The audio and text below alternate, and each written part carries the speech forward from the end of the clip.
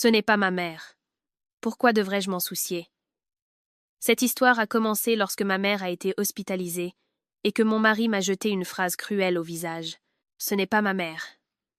Pourquoi devrais-je m'en soucier? Je n'ai pas protesté. J'ai simplement et silencieusement coupé le soutien mensuel d'environ 2 000 €, qui jusqu'alors subvenait aux besoins de toute la famille de mon mari. Paris. Le soleil du début de l'été était brûlant, déversant sa lumière aveuglante sur l'asphalte. Le vent léger n'atténuait en rien la touffeur de l'après-midi. Cependant, depuis le balcon de notre appartement, la ville semblait étrangement belle et paisible.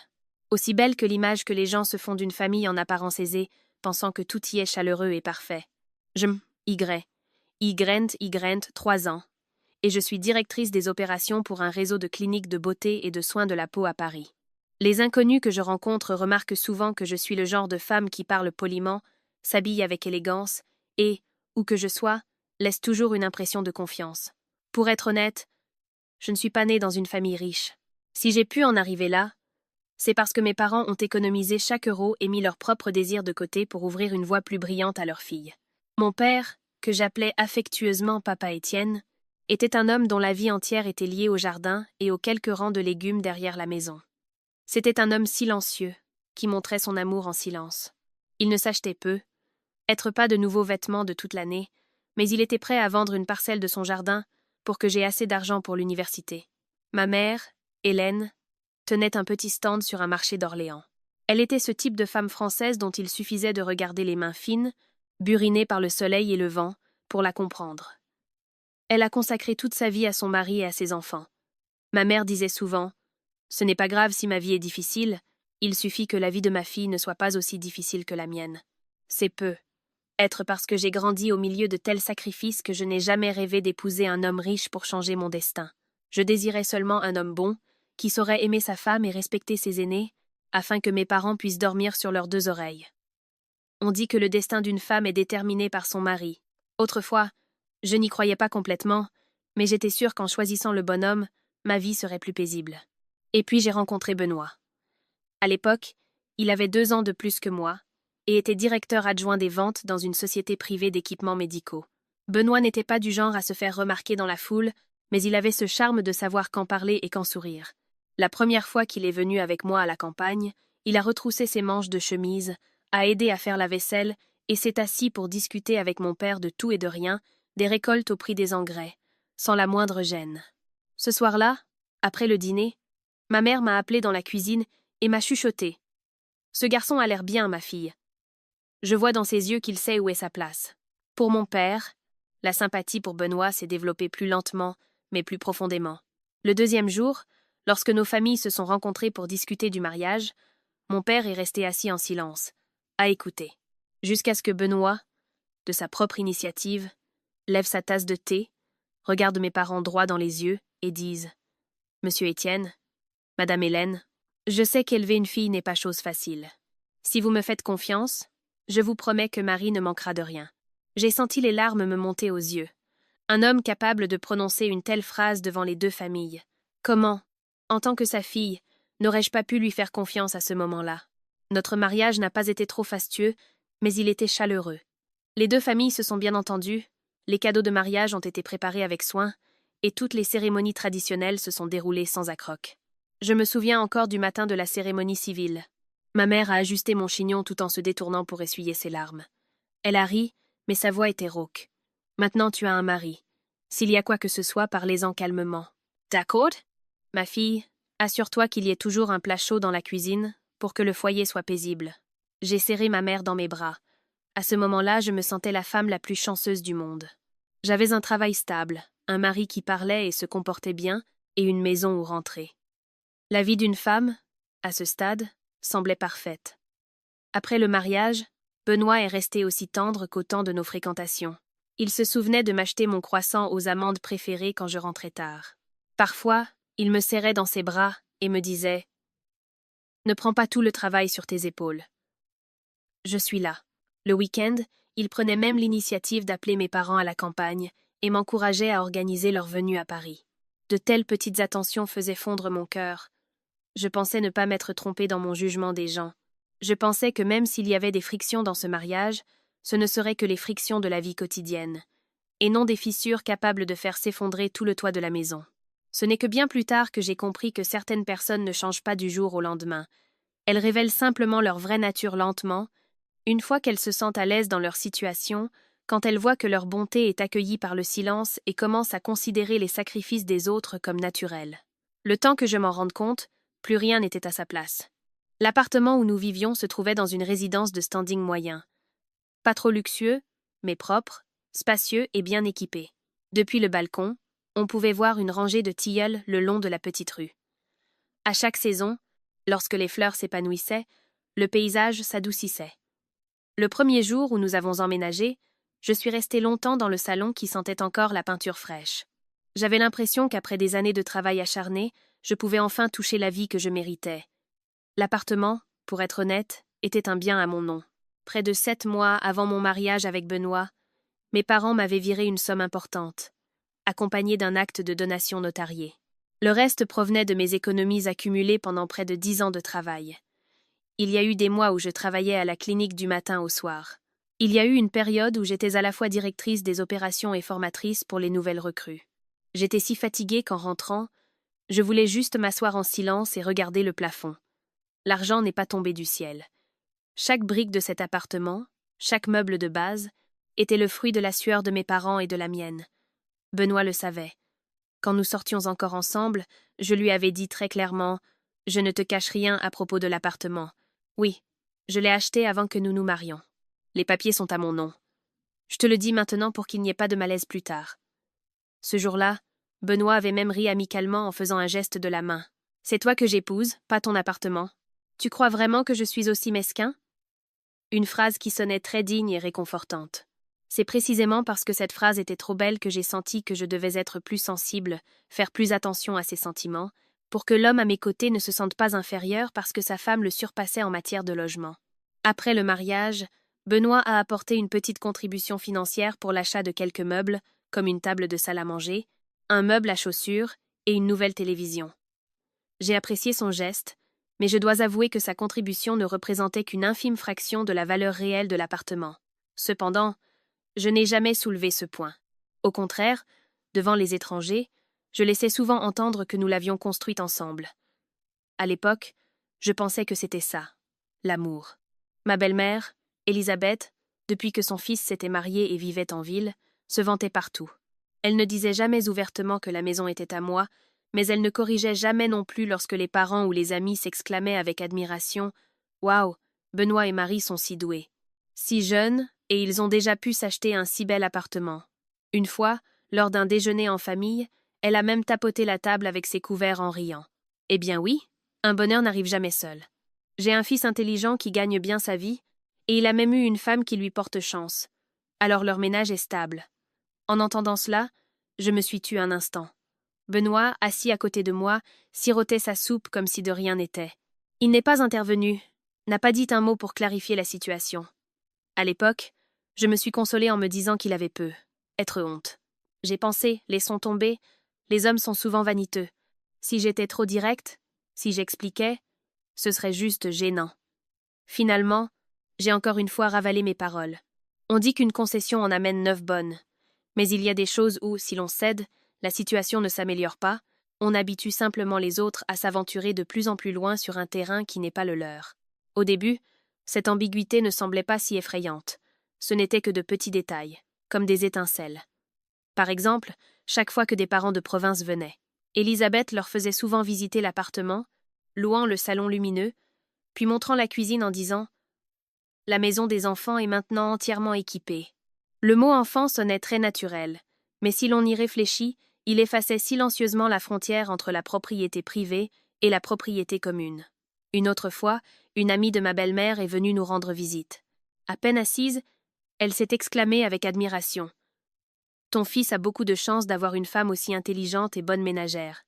Avec une maison comme ça, sa vieillesse est assurée. » Elisabeth a ri à s'en secouer les épaules. « Oui, ils peuvent subvenir à leurs besoins, alors je ne m'inquiète pas trop. » La phrase sonnait délicate et appropriée. Seul moi, qui savais d'où provenait chaque euro, y sentais quelque chose de froid.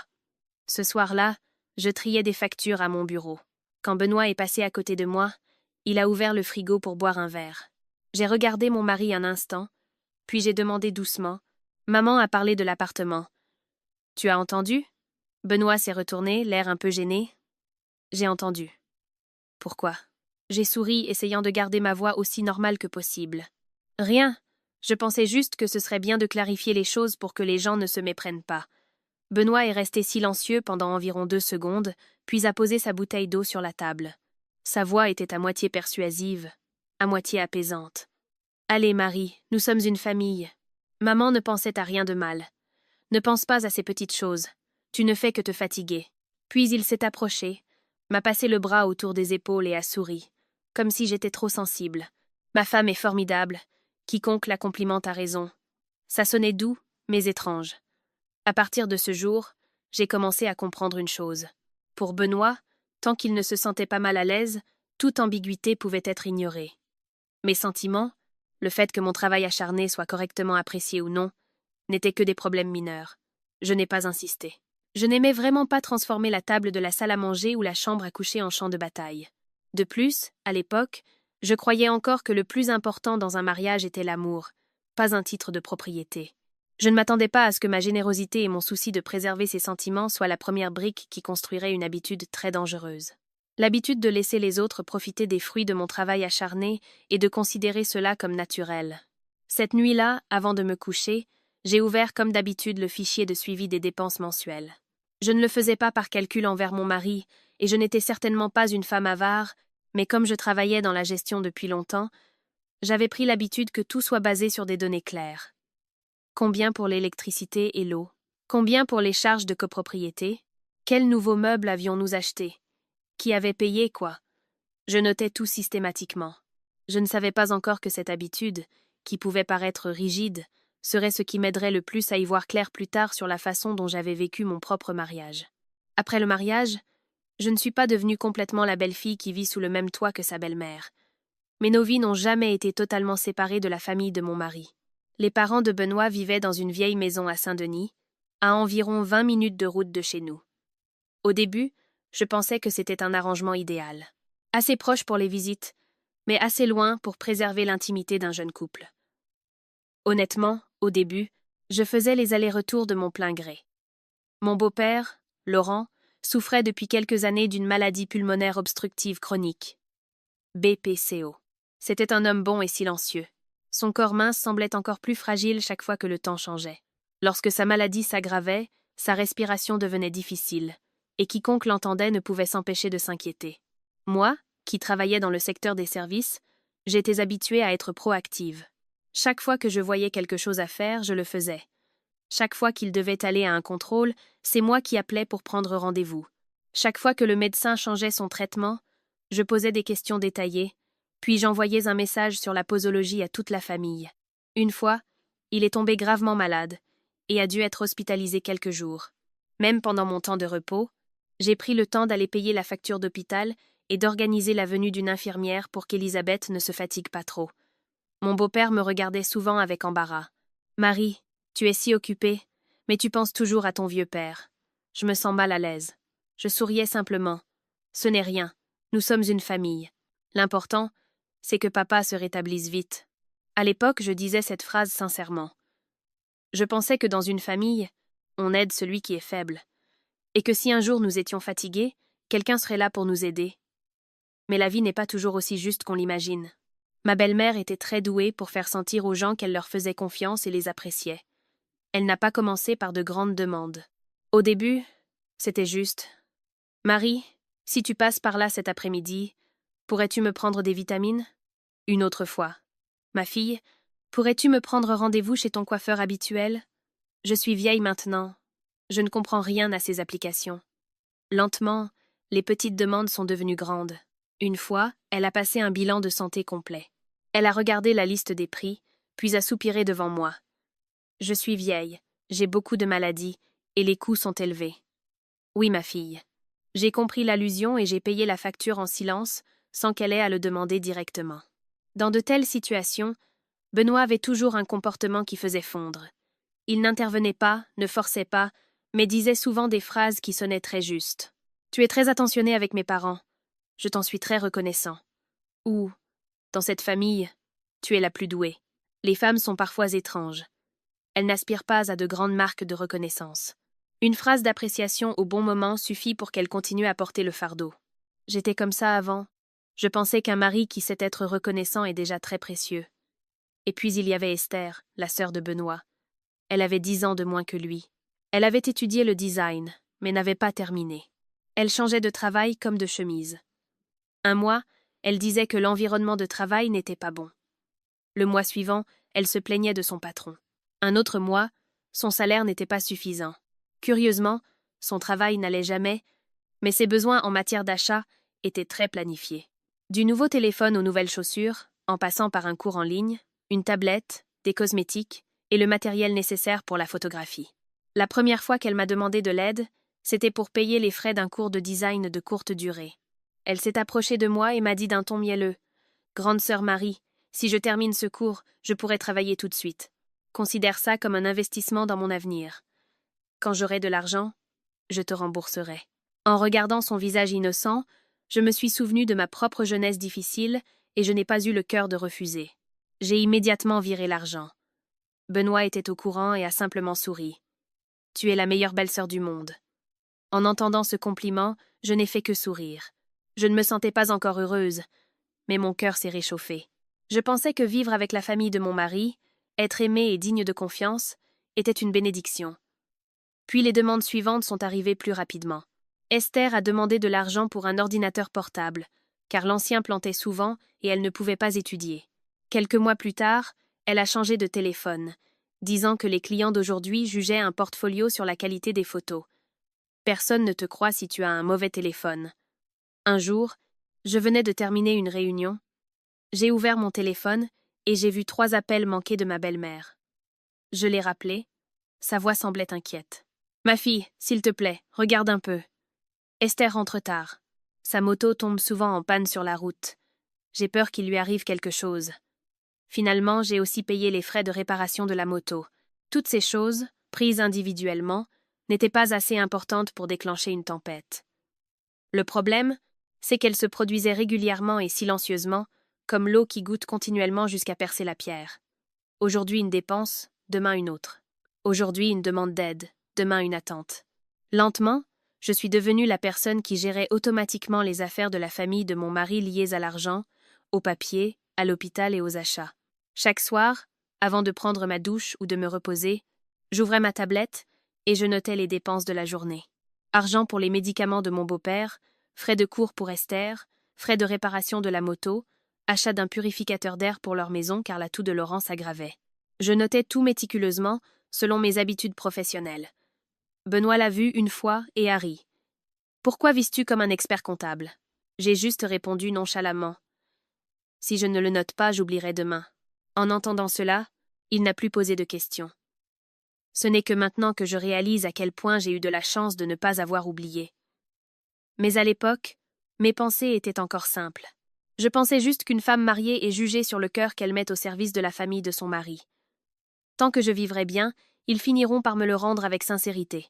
Je ne savais pas qu'il existe dans ce monde des gens qui voient votre bonté non pas pour vous aimer, mais pour s'appuyer sur elle. Si quelqu'un me demandait quelle a été la période la plus fatigante de mon mariage, je ne pointerais peu, être pas les jours de dispute, ni ceux où mes larmes coulaient. Le plus fatigant, en réalité, c'était de vivre dans un tourbillon déséquilibré, tout en se consolant constamment en se disant que tout irait bien. La fatigue n'est pas venue comme une grosse vague qui nous frappe au visage. Elle s'est infiltrée en nous lentement, comme un mur humide. Ce n'est que lorsque la tâche s'est étendue que nous avons réalisé que l'intérieur était pourri depuis longtemps. Après la première année de mariage, presque toutes les dépenses, grandes et petites, liées à la famille de mon mari, m'incombaient lentement. Le contrôle régulier de mon beau-père. C'est moi qui payais. Une fois, le médecin a suggéré un meilleur nébuliseur pour qu'il n'ait pas d'essoufflement si fréquent la nuit. Sans qu'on ait à me le rappeler, j'ai immédiatement commandé le nouvel appareil. Laurent se sentait mal à l'aise et a refusé. « Laisse tomber, papa utilisera l'ancien. » Mais Elisabeth, qui se tenait à côté de lui, est immédiatement intervenue. « Laisse-la faire. Marie l'achètera pour ton père. La santé est la chose la plus importante. Avoir une belle-fille aussi attentionnée, c'est la chance de la famille. » Ça sonnait chaleureux, mais étrange. Chaque fois que l'expression « la chance de la famille » parvenait à mes oreilles, C'était moi qui ouvrais mon portefeuille. Ensuite, il y avait les soins de beauté de ma belle-mère. Élisabeth n'était pas une femme négligée. Au contraire, elle faisait très attention à son apparence. Chaque fois qu'elle rencontrait des amis, allait à un mariage ou à une réunion de classe, sa coiffure, sa tenue et sa peau devaient être impeccables. Au début, j'ai pris l'initiative de lui offrir quelques soins de la peau dans ma clinique en signe de respect. Elle en était ravie. Elle se vantait partout. Ma belle-fille s'y connaît dans ce domaine, alors sa belle-mère est aussi bien soignée. En entendant cela, une chaleur m'envahissait. Mais le cadeau ponctuel est lentement devenu une habitude. Une fois son forfait de soins terminé, elle me le rappelait subtilement. « Ma fille, regarde un peu. Ne serait-il pas temps de faire un soin ?» Ses cosmétiques étaient finis. Elle me tendait le flacon vide en souriant amicalement. « Celui-ci me convient bien. Si je change pour un autre, ma peau ne l'aime pas. » Il y avait un tailleur qu'elle avait porté au mariage d'une amie et qui lui plaisait beaucoup. Quelques jours plus tard, elle a laissé entendre qu'elle aimerait en faire coudre un autre, dans une couleur plus sobre, pour correspondre à son âge. J'ai tout compris, et une fois de plus, c'est moi qui ai payé. Benoît n'a jamais interdit ni contesté cela. Au contraire, il se montrait toujours très reconnaissant. Chaque fois que j'emmenais sa mère chez le coiffeur ou que je lui prenais rendez-vous pour un soin de la peau, il me tapotait l'épaule. « Tu es très sensible. Ma mère est difficile, mais il est rare qu'elle aime quelqu'un à ce point. » En entendant cette seule phrase, ma fatigue et ma somnolence disparaissaient souvent. Les femmes sont comme ça. Parfois, il leur suffit d'un mot doux pour être prêtes à porter des fardeaux supplémentaires. Esther était très différente de sa mère. Tandis qu'Élisabeth utilisait des mots subtils, Esther se plaignait très naturellement, comme si la choyer était mon devoir. Elle a acheté un nouveau téléphone parce qu'elle disait que l'appareil photo de l'ancien était mauvais, qu'il était difficile de trouver du travail dans le domaine des réseaux sociaux. Elle s'est inscrite à un cours de design, puis a abandonné. Quelques mois plus tard, elle a supplié pour de l'argent pour un cours de montage vidéo, car de nos jours, il faut créer du contenu pour gagner sa vie. Mais ça ne s'est pas arrêté là. Un jour, elle a apporté son ordinateur portable chez nous avec toutes sortes de plaintes, puis a terminé par une phrase très douce. « Grande sœur Marie, si tu m'aimes, aime-moi complètement. » Je l'ai regardée, à la fois amusée et fatiguée. La phrase sonnait drôle, mais si elle est répétée encore et encore, c'est une manière très subtile de vider un portefeuille. Pourtant, je lui ai donné. Non pas parce que je ne voyais pas le schéma, mais parce qu'à l'époque, je pensais encore qu'Esther était jeune et naïve. Là où on peut aider, on aide. Tout le monde a connu des moments difficiles. Seulement, l'un aide sincèrement, tandis que l'autre considère lentement cela comme un droit naturel. En plus de ces dépenses évidentes, il y avait une multitude de coûts imprévus dont personne ne se souviendrait si je n'y prêtais pas attention. L'électricité, l'eau, Internet et les charges de l'appartement, les courses hebdomadaires, les cadeaux pour les événements familiaux, les paniers cadeaux pour la famille de mon mari à chaque fête. C'est moi qui payais presque tout. Parfois, en fin d'année, Élisabeth suggérait que toute la famille parte en vacances pour voir un nouvel environnement et avoir de belles photos à publier. Benoît, en entendant les paroles de sa mère, était immédiatement d'accord. Mais celle qui cherchait les billets, réservait l'hôtel et calculait le budget, c'était toujours moi. Un soir, alors que je consultais seule mes notes de dépenses, j'ai été surprise. En quelques mois seulement, l'argent dépensé pour la famille de mon mari dépassait de loin la somme que j'envoyais régulièrement à mes propres parents. Ce n'est pas que j'étais avare avec mes beaux-parents qui m'a fait taire. C'était le sentiment d'être entraînée dans un rôle qui n'avait jamais été déclaré ouvertement, mais avec lequel tout le monde était silencieusement d'accord. Une belle fille qui gagne bien sa vie doit supporter, s'occuper et préserver la bonne réputation de toute la famille de son mari. Une fois, ma mère a téléphoné juste au moment où je triais les ordonnances de mon beau-père. Elle a simplement demandé « Ma fille, tu n'es pas fatiguée ?» J'ai ri et j'ai répondu comme j'ai pu. « Je vais bien, maman. » Ma mère est restée silencieuse un instant, puis a dit lentement « Ma fille, dans ce monde, c'est une bonne chose d'aimer les gens, mais si l'amour va jusqu'à faire de toi le pilier sur lequel tout le monde s'appuie, tu finiras par te courber le dos. » En entendant cela, j'ai eu la gorge nouée. Ma mère, à la campagne, ne savait pas tout ce que je portais, mais cette femme simple voyait ce que je refusais délibérément de voir. Ce soir-là, Benoît est rentré tard. Il m'a vue encore assise à la table de la salle à manger avec mon carnet de dépenses ouvert et a souri. « Encore en train de faire les comptes ?» « Oui. » J'ai fermé le carnet et j'ai demandé très doucement. « As-tu déjà eu l'impression que j'en faisais trop pour ta famille ?» Benoît est resté silencieux un instant, puis a tiré une chaise et s'est assis. Sa voix était persuasive, comme d'habitude. Nous sommes une famille, c'est l'avantage. En plus, tu peux te le permettre. Si tu peux aider, ce sera plus facile pour mes parents aussi. On y réfléchira plus tard. Ça sonnait facile, mais le mot plus tard n'est souvent qu'une mince couverture pour dissimuler les injustices présentes. À ce moment-là, je ne savais pas comment m'en sortir.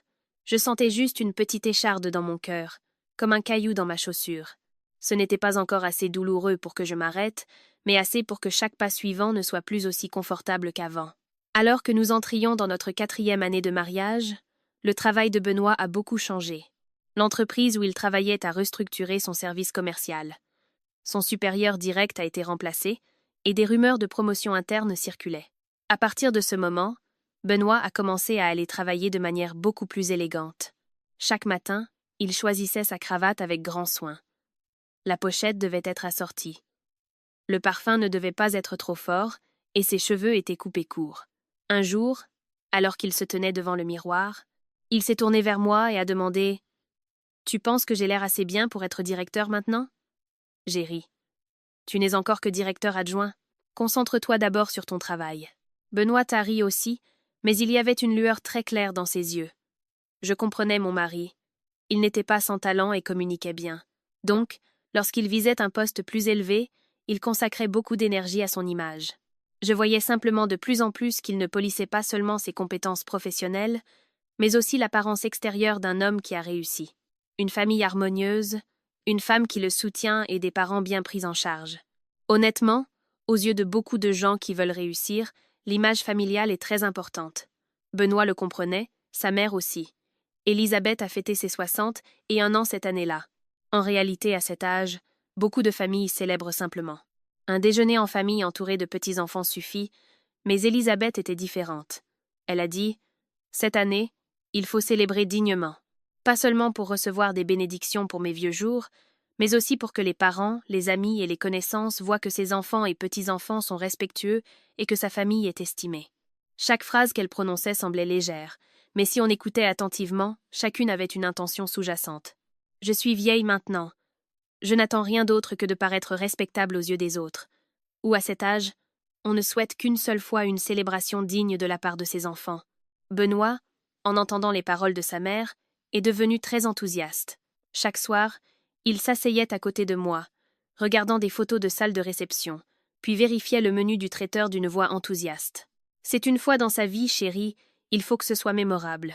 Mon patron et quelques collègues importants viendront. Si on fait ça modestement, ça ne fera pas bonne impression. » J'ai froncé les sourcils. Un anniversaire de remerciement, c'est pour prier pour la santé de ta mère. Ce n'est pas une exposition qui doit être aussi grandiose. Benoît, en entendant cela, ne s'est pas fâché, il a juste baissé la voix et m'a persuadé. Tu penses de manière trop simple.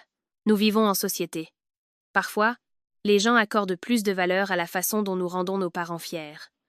L'expression « rendre nos parents fiers », je l'ai entendue tellement de fois à l'époque que je la connaissais par cœur. Au début, je pensais que si nous voulions célébrer, faisons-le avec modération. Louons un restaurant décent, invitons les parents proches et les amis intimes d'Élisabeth. Quelques tables auraient suffi. Mais la proposition a été immédiatement rejetée. Élisabeth a dit que s'il y avait trop peu de monde, l'ambiance ne serait pas bonne. Benoît a dit que si on invitait quelqu'un, il fallait inviter tout le monde, car son patron, des clients importants et des gens avec qui il devait entretenir des relations seraient là. Après de longues discussions, l'anniversaire de remerciement de ma belle-mère s'est lentement transformé en une scène où beaucoup de gens voulaient montrer quelque chose. Élisabeth voulait montrer sa chance. Benoît, son respect et sa position. Et moi, j'ai automatiquement été placé au poste de responsable de la logistique. La première grande tâche a été de réserver le lieu. Benoît m'a envoyé une liste de 3 centres de conférences et a dit « Tu travailles dans le secteur des services. Tu as bon goût, c'est toi qui choisis. » En entendant cela, j'ai immédiatement su que la phrase suivante serait « Et occupe-temps. » Oui. Et en effet, du lieu, de la décoration de la scène, du menu, des cadeaux pour les invités âgés, de la projection de photos, de l'animateur, jusqu'au gâteau joyeux anniversaire élégant et non kitsch, c'est finalement moi qui me suis occupée de tout. Au début, je pensais encore « Laissons tomber. Je suis plus douée. Je m'en occuperai bien. » Mais je sentais de plus en plus que quelque chose n'allait pas. Les louanges iraient certainement à Benoît. Celle que ses amis admiraient pour sa chance serait Élisabeth. Moi, si tout se passait bien, ce serait naturel. Si quelque chose tournait mal, la première phrase serait certainement « Comment cela a-t-il pu arriver ?» Une fois, alors que je vérifiais le contrat de paiement de la compte, Élisabeth a téléphoné. Elle n'a pas demandé si j'étais fatiguée, n'a pas mentionné les coûts, a juste dit avec enthousiasme « Ma fille, n'oublie pas de choisir un fond de couleur sobre. Je n'aime pas les couleurs criardes. Oh, et la table d'honneur doit être bien placée. Mes amis sont très exigeants. » Je n'ai répondu que par quelques oui, puis j'ai raccroché. J'avais le cœur vide. C'est étrange. À celui qui donne l'argent, on ne demande jamais si le fardeau est lourd. Tandis que celui qui profitera du résultat s'inquiète de la place des sièges et de la couleur du fond. Cette nuit-là, j'ai ouvert mon fichier de budget et j'ai fait le point. Les chiffres qui sont apparus m'ont laissé sans voix pendant quelques secondes. De la location de la salle, de la nourriture, du système de sonorisation, des cadeaux jusqu'à la nouvelle tenue d'Élisabeth, le montant total n'était plus négligeable. J'ai regardé Benoît et j'ai demandé « Comment prévoyons-nous de répartir les coûts ?» Lui, qui regardait son téléphone, a levé la tête, l'air un peu confus. « Quelle répartition ?» Les coûts de cet événement. Je veux dire, quelle part toi et maman prévoyez-vous de prendre pour que je puisse m'adapter? Benoît est resté silencieux pendant 2 secondes, puis a souri très habilement. « Nous sommes mari et femme. Pourquoi faudrait-il répartir? En plus, j'ai beaucoup de dépenses en ce moment avec le travail. Tu aides comme tu peux. » Oui. Puis il a ajouté une phrase qui sonnait douce mais aussi comme une façon de clore la discussion. « Rendre ta mère heureuse, c'est aussi notre chance, chérie. » La chance est en effet un beau mot. Malheureusement, beaucoup de gens utilisent très habilement les beaux mots pour emballer leur intérêt personnel. J'ai fermé l'ordinateur portable et je n'ai rien dit de plus. À ce moment-là, dans mon cœur, il n'y avait pas de colère, mais une vague fatigue. J'ai regardé l'homme en qui j'avais autrefois cru trouver un soutien, et j'ai soudain vu à quel point il était occupé à polir l'image extérieure de sa famille. Quant à savoir qu'il travaillait dur en coulisses, cela ne semblait plus l'intéresser. Quelques jours plus tard, alors que j'étais au bureau en train de réviser le programme de formation d'une nouvelle succursale, mon téléphone a soudainement vibré sans arrêt. C'était le numéro de mon père, de la campagne. Pour une raison quelconque, dès que j'ai vu l'écran, mon cœur s'est serré, comme si quelque chose s'apprêtait à s'écraser sur ma vie déjà tumultueuse. Cet après-midi-là, Paris était d'une chaleur infernale. La vitre du bureau renvoyait une lumière éblouissante. J'étais assise dans la salle de réunion du 3e étage. Devant moi se trouvait un contrat de collaboration avec une nouvelle marque de cosmétiques. Le partenaire parlait assez vite, et j'écoutais en prenant des notes sur les points à modifier. Tout se déroulait au rythme habituel du travail, jusqu'à ce que mon téléphone vibre pour la 3e fois. Le numéro de mon père. D'habitude, il appelait rarement pendant les heures de travail. S'il y avait quelque chose, c'était généralement ma mère qui appelait, ou il attendait le soir. En voyant que mon père appelait à plusieurs reprises, mon cœur s'est mis à battre la chamade. J'ai demandé la permission à mon partenaire de sortir 1 minute. Dès que je suis arrivée dans le couloir, la voix de mon père à l'autre bout du fil était saccadée et rauque, comme celle de quelqu'un qui vient de courir. « Marie, ta mère est tombée. » Ma main est devenue froide instantanément. Je me suis appuyée contre le mur, essayant de garder ma voix pour qu'elle ne tremble pas. Où est-elle tombée? Papa? Où est maman maintenant? Papa a soupiré lourdement. Il a dit que maman était en train de vendre au marché. Elle a soudain eu un vertige et a laissé tomber un panier de légumes. Elle s'est effondrée, sa bouche s'est tordue et elle ne pouvait plus parler clairement. Les gens l'ont emmenée à l'hôpital local. Le médecin suspectait un léger AVC, nécessitant une observation plus approfondie. Et si possible, il faudrait la transporter immédiatement à Paris pour qu'elle reçoive des soins appropriés et que la kinésithérapie puisse commencer au plus vite. En entendant cela, mes jambes se sont dérobées. Ma mère s'est battue toute sa vie. Elle se levait à chaque aurore, sortait au marché sous la pluie et la neige. Une femme qui avait tenu sur ses propres jambes pendant des décennies était maintenant allongée, attendant que d'autres l'aident. La seule pensée m'a serré la gorge. J'ai posé une série de questions sur son état. Qu'a dit le médecin? La compte a-t-il été payée? Et y a-t-il quelqu'un avec papa? Il a répondu à chaque question, lentement et confusément. La voix de l'homme qui avait été forte toute sa vie était maintenant tremblante. Ça faisait mal, comme si quelqu'un me serrait le cœur. Après avoir raccroché, je suis restée figée dans le couloir pendant quelques secondes. Les rires et les conversations qui s'échappaient de la salle de réunion semblaient si lointains. J'ai dû m'agripper au cadre de la fenêtre pour rester calme. À ce moment-là, mes pensées étaient confuses. Ambulance. Quel hôpital peut l'accueillir? Quelle chambre est libre? Quel est le montant de la compte? Qui va s'occuper de maman? Qui sera avec papa? En tant qu'enfant, on n'a parfois pas le temps de paniquer. Un petit retard suscite déjà un sentiment de culpabilité. J'ai immédiatement appelé un médecin de ma connaissance dans un hôpital parisien pour me renseigner sur la procédure de transfert. Il m'a dit « Si vous pouvez amener votre mère dans les 24 premières heures, les chances de guérison sont bien meilleures. » J'ai rapidement calculé les coûts nécessaires. Ambulance, acompte de l'hôpital, scanner, séjour à l'hôpital, médicaments et frais de subsistance de papa s'il l'accompagnait. Au total, environ 5 000 € pour la phase initiale. J'ai pris une profonde inspiration, puis j'ai composé le numéro de Benoît. Le téléphone a sonné assez longtemps avant qu'il ne décroche. Sa voix semblait un peu agacée car il était en route. Je rencontre un client. Qu'y a-t-il? Je me suis mordu la lèvre. J'ai essayé de parler brièvement, même si je ne pouvais pas cacher ma panique. Ma mère est tombée au marché. Le médecin suspecte un léger AVC. Je dois la faire venir à Paris immédiatement. Je veux d'abord retirer de l'argent du fonds d'urgence familial pour les frais d'hospitalisation. Benoît est resté silencieux un instant. Je pensais, ou du moins j'espérais très fort, qu'après cette pause, une phrase comme « Comment va ta mère ?» ou « Calme-toi, je vais voir suivrait. » Mais non. Sa première question fut « Combien faut-il ?» J'ai dégluti, puis j'ai répondu « Peut être environ 5 000 € pour la phase initiale.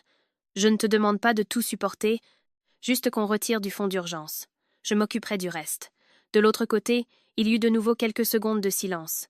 Puis la voix de Benoît a complètement changé.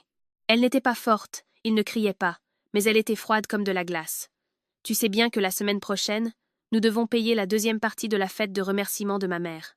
Si nous retirons cet argent maintenant, avec quoi allons-nous payer ?» J'ai eu l'impression de mal entendre. Alors que ma mère est à l'hôpital, que mon père téléphone en tremblant pour demander de l'aide, la première chose qui préoccupe mon mari est la compte de la fête de remerciement de sa mère. J'ai fermé les yeux, me forçant à ne pas laisser ma voix se briser. Il faut d'abord s'occuper de maman. Pour la fête, s'il manque de l'argent, on y réfléchira plus tard. Benoît a soupiré brusquement. Sa voix était très agacée. Tu dis toujours qu'on y réfléchira plus tard. Mais il s'agit de la réputation de la famille. J'ai déjà invité mon patron et mes partenaires commerciaux. Si on réduit la taille maintenant, que vais-je dire? J'étais figée. Des sueurs froides coulaient dans mon dos, malgré la climatisation dans le couloir. J'ai demandé très doucement « Tu parles de réputation alors que ma mère vient d'être hospitalisée ?» Benoît n'a pas répondu tout de suite. Puis il a prononcé une phrase qui, encore aujourd'hui, chaque fois que j'y pense, me glace le cœur, comme si je touchais du métal. « Ce n'est pas ma mère, donc ce n'est pas mon problème. Si tu veux t'occuper de ta famille, débrouille-toi. Ne touche pas à l'argent que j'ai préparé pour ma mère. Ce n'est pas ma mère, donc ce n'est pas mon problème. » On dit que les paroles s'envolent comme le vent. C'est faux. Il y a des mots qui ne partent jamais. Ils s'enfoncent en nous et restent dans notre poitrine. Chaque fois qu'on y pense, ils ouvrent une nouvelle blessure. Je n'ai pas pleuré et je n'ai pas discuté davantage. J'ai juste écouté pendant 2 secondes, puis j'ai raccroché. À cet instant, j'ai compris une chose très simple. Il y a des gens qui, quand tout va bien, ont des mots plus doux que quiconque. Mais dès qu'on a vraiment besoin d'aide, ils retirent précipitamment leurs mains, de peur de perdre leur propre part. Je me suis appuyée contre le mur pendant quelques instants, puis j'ai appelé Sylvie, mon amie qui travaillait dans le service juridique d'une banque. Dès qu'elle a entendu mes premières phrases, elle a immédiatement dit « Calme-toi, occupe-toi des papiers de ta mère, amène-la ici. Ce qu'il manque, je te l'avancerai. » En entendant cette phrase, les larmes me sont montées aux yeux. Parfois, celui qui nous soutient le plus dans les moments difficiles n'est pas la personne qui dort à nos côtés chaque nuit. Je suis retournée dans la salle de réunion, je me suis excusée auprès du partenaire et j'ai demandé à mon subordonné de continuer. Puis j'ai rapidement fait mon sac. En me dirigeant vers le parking, mon téléphone vibrait sans cesse. La salle de réception me rappelait de confirmer le nombre de tables. L'entreprise de décoration a envoyé le projet de design du fond pour approbation. Le pâtissier a demandé quel modèle nous choisissions. La boutique de costumes a notifié que ma belle-mère avait un essayage demain. En regardant l'écran du téléphone qui s'allumait et s'éteignait, je n'avais qu'une pensée en tête, Il faut que j'amène ma mère en ville le plus vite possible. Tout ce luxe m'a soudain semblé léger comme du papier. J'ai conduit vers Orléans dans un état difficile à décrire. Pas calme, mais pas non plus en pleine panique. J'étais comme une corde tendue à l'extrême, qui n'ose plus s'étirer. Mon cerveau devait rester clair pour gérer toutes les affaires, mais mon cœur souffrait sourdement. En chemin, j'ai encore appelé mon père 2 fois pour lui rappeler de préparer la carte d'identité, la carte d'assurance, quelques vêtements de rechange pour maman, et de demander aux voisins de fermer la maison. Papa a juste répondu doucement oui. Sa voix à ce moment-là était celle d'un survivant d'une inondation. Physiquement, il était encore debout, mais à l'intérieur, il était déjà brisé. En arrivant à l'hôpital local, j'ai vu mon père recroquevillé sur une chaise en plastique au bout du couloir. Ses 2 coudes soutenaient sa tête, ses pantoufles étaient encore boueuses. Son corps tout entier semblait avoir vieilli de plusieurs années en un seul après-midi. Dès qu'il m'a vu, il s'est levé précipitamment. Il voulait dire quelque chose, mais ses lèvres tremblaient continuellement. Avant que je puisse demander, j'avais déjà les larmes aux yeux. Ma mère était allongée dans la salle d'observation des urgences. Son visage était pâle, sa bouche légèrement tordue, et son bras gauche reposait immobile sur la couverture blanche. Je me tenais à l'extérieur, derrière la vitre, la regardant, et mes jambes se sont dérobées. Cette femme qui, ce matin encore, arrangeait des légumes et pesait des oignons au marché, était maintenant allongée en silence. Ses cheveux étaient en désordre. Au coin de ses yeux, on voyait une trace de sueur séchée. J'ai dû détourner le visage un instant pour retenir mes larmes. Le médecin de garde m'a prise à part et m'a expliqué assez clairement. Ma mère avait fait un léger AVC, heureusement détecté rapidement, mais il fallait la transférer immédiatement dans un hôpital mieux équipé pour le traitement et la kinésithérapie. Si nous tardions, il y avait un grand risque de séquelles permanentes, comme une paralysie partielle du corps et une bouche tordue de manière durable. J'ai immédiatement demandé la procédure de transfert et les coûts initiaux. Ma voix était alors rauque, ferme et rapide. Je ne montrais pas le moindre signe de peur. Seul moi savais qu'à l'intérieur, tout tremblait violemment. Grâce à mes relations, j'ai réussi à contacter un service d'ambulance privée qui pouvait partir le soir même. Sylvie a également viré une somme avec un court message. « Occupe-toi d'abord de ta tante, l'argent se règle facilement. » Je tenais mon téléphone, le cœur amer. Même une étrangère peut dire une telle phrase, alors que mon mari. Mais je ne me suis pas permis d'y penser. Maman est allongée. Je ne peux pas m'effondrer. L'ambulance est partie vers 20 et 1 heure. Papa était assis à l'avant, et moi à l'arrière, à côté de maman.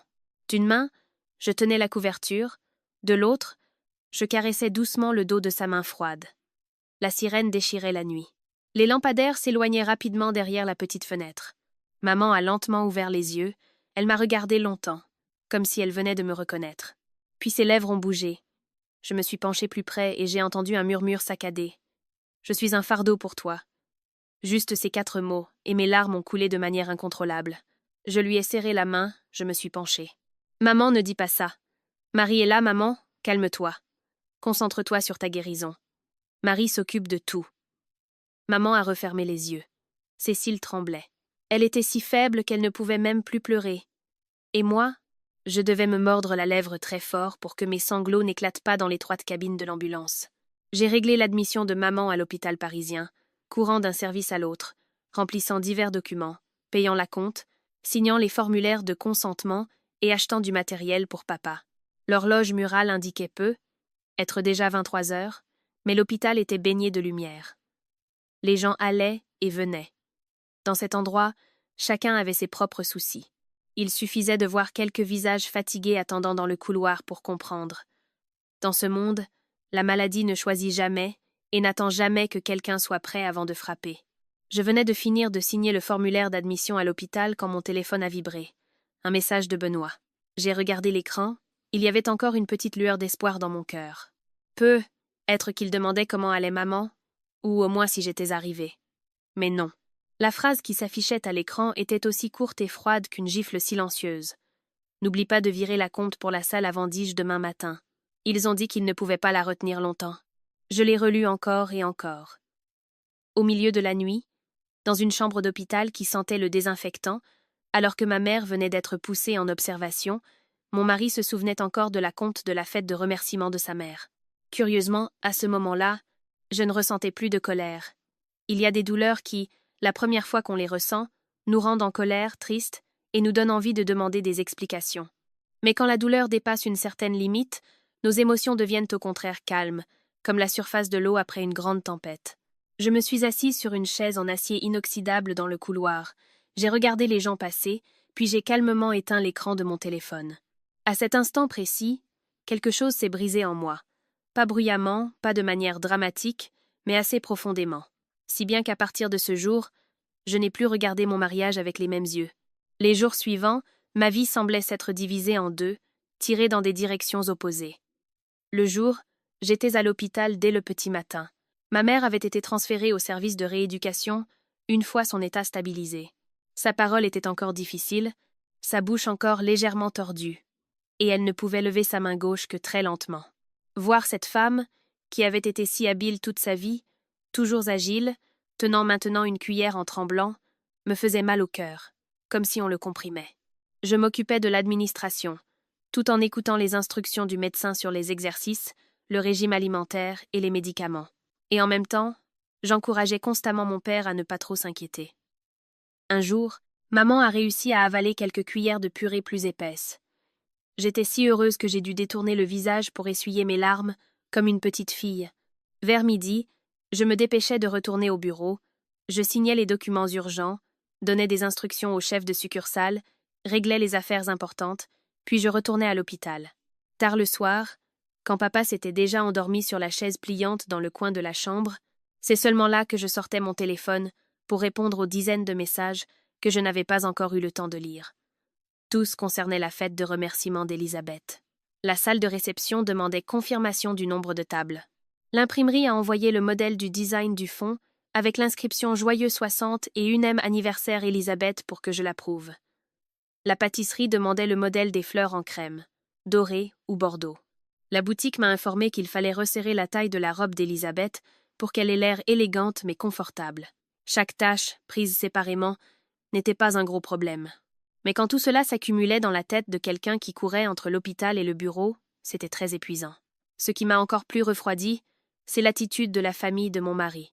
Pendant les 3 premiers jours d'hospitalisation de ma mère, Élisabeth a appelé 4 fois, sans jamais demander une seule fois. « Comment va ta mère, ma fille ?» Il n'y a pas eu non plus de phrases comme « Si tu as besoin de quelque chose, dis-le-moi ». Elle ne posait que des questions sur ses propres affaires. « Aujourd'hui, ma fille, regarde encore un peu ce costume d'hier. La couleur ne va pas se perdre sur la photo, n'est-ce pas ?»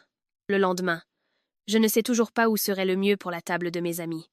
Une fois, elle a même baissé la voix et s'est plainte doucement.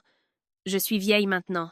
Je veux juste qu'on me célèbre dignement une fois, pour avoir un souvenir. » En entendant cela, je ne pouvais que répondre brièvement. « Oui, maman. Marie s'en occupera. » Benoît n'était pas mieux. Il n'a pas reparlé des mots qu'il avait prononcés ce jour-là, mais il ne s'est jamais excusé non plus. Ses messages de ces jours-là portaient principalement sur les préparatifs de l'événement. Le menu est-il fixé? Quel cadeau choisir pour les invités âgés?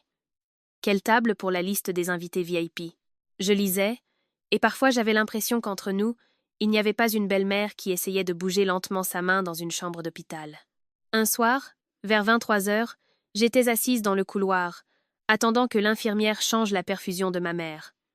Benoît a téléphoné. Sa voix semblait pressée. « Chérie, à la salle, ils ont dit que si on ajoutait un écran LED sur la scène, ce serait beaucoup plus élégant. Tu penses qu'il en faut un ?» J'ai regardé le reflet de mon visage fatigué dans la vitre et j'ai demandé « Tu te souviens que ma mère est encore à l'hôpital ?» De l'autre côté, il y eut un instant de silence. Puis il a répondu d'un ton comme si j'étais trop sensible.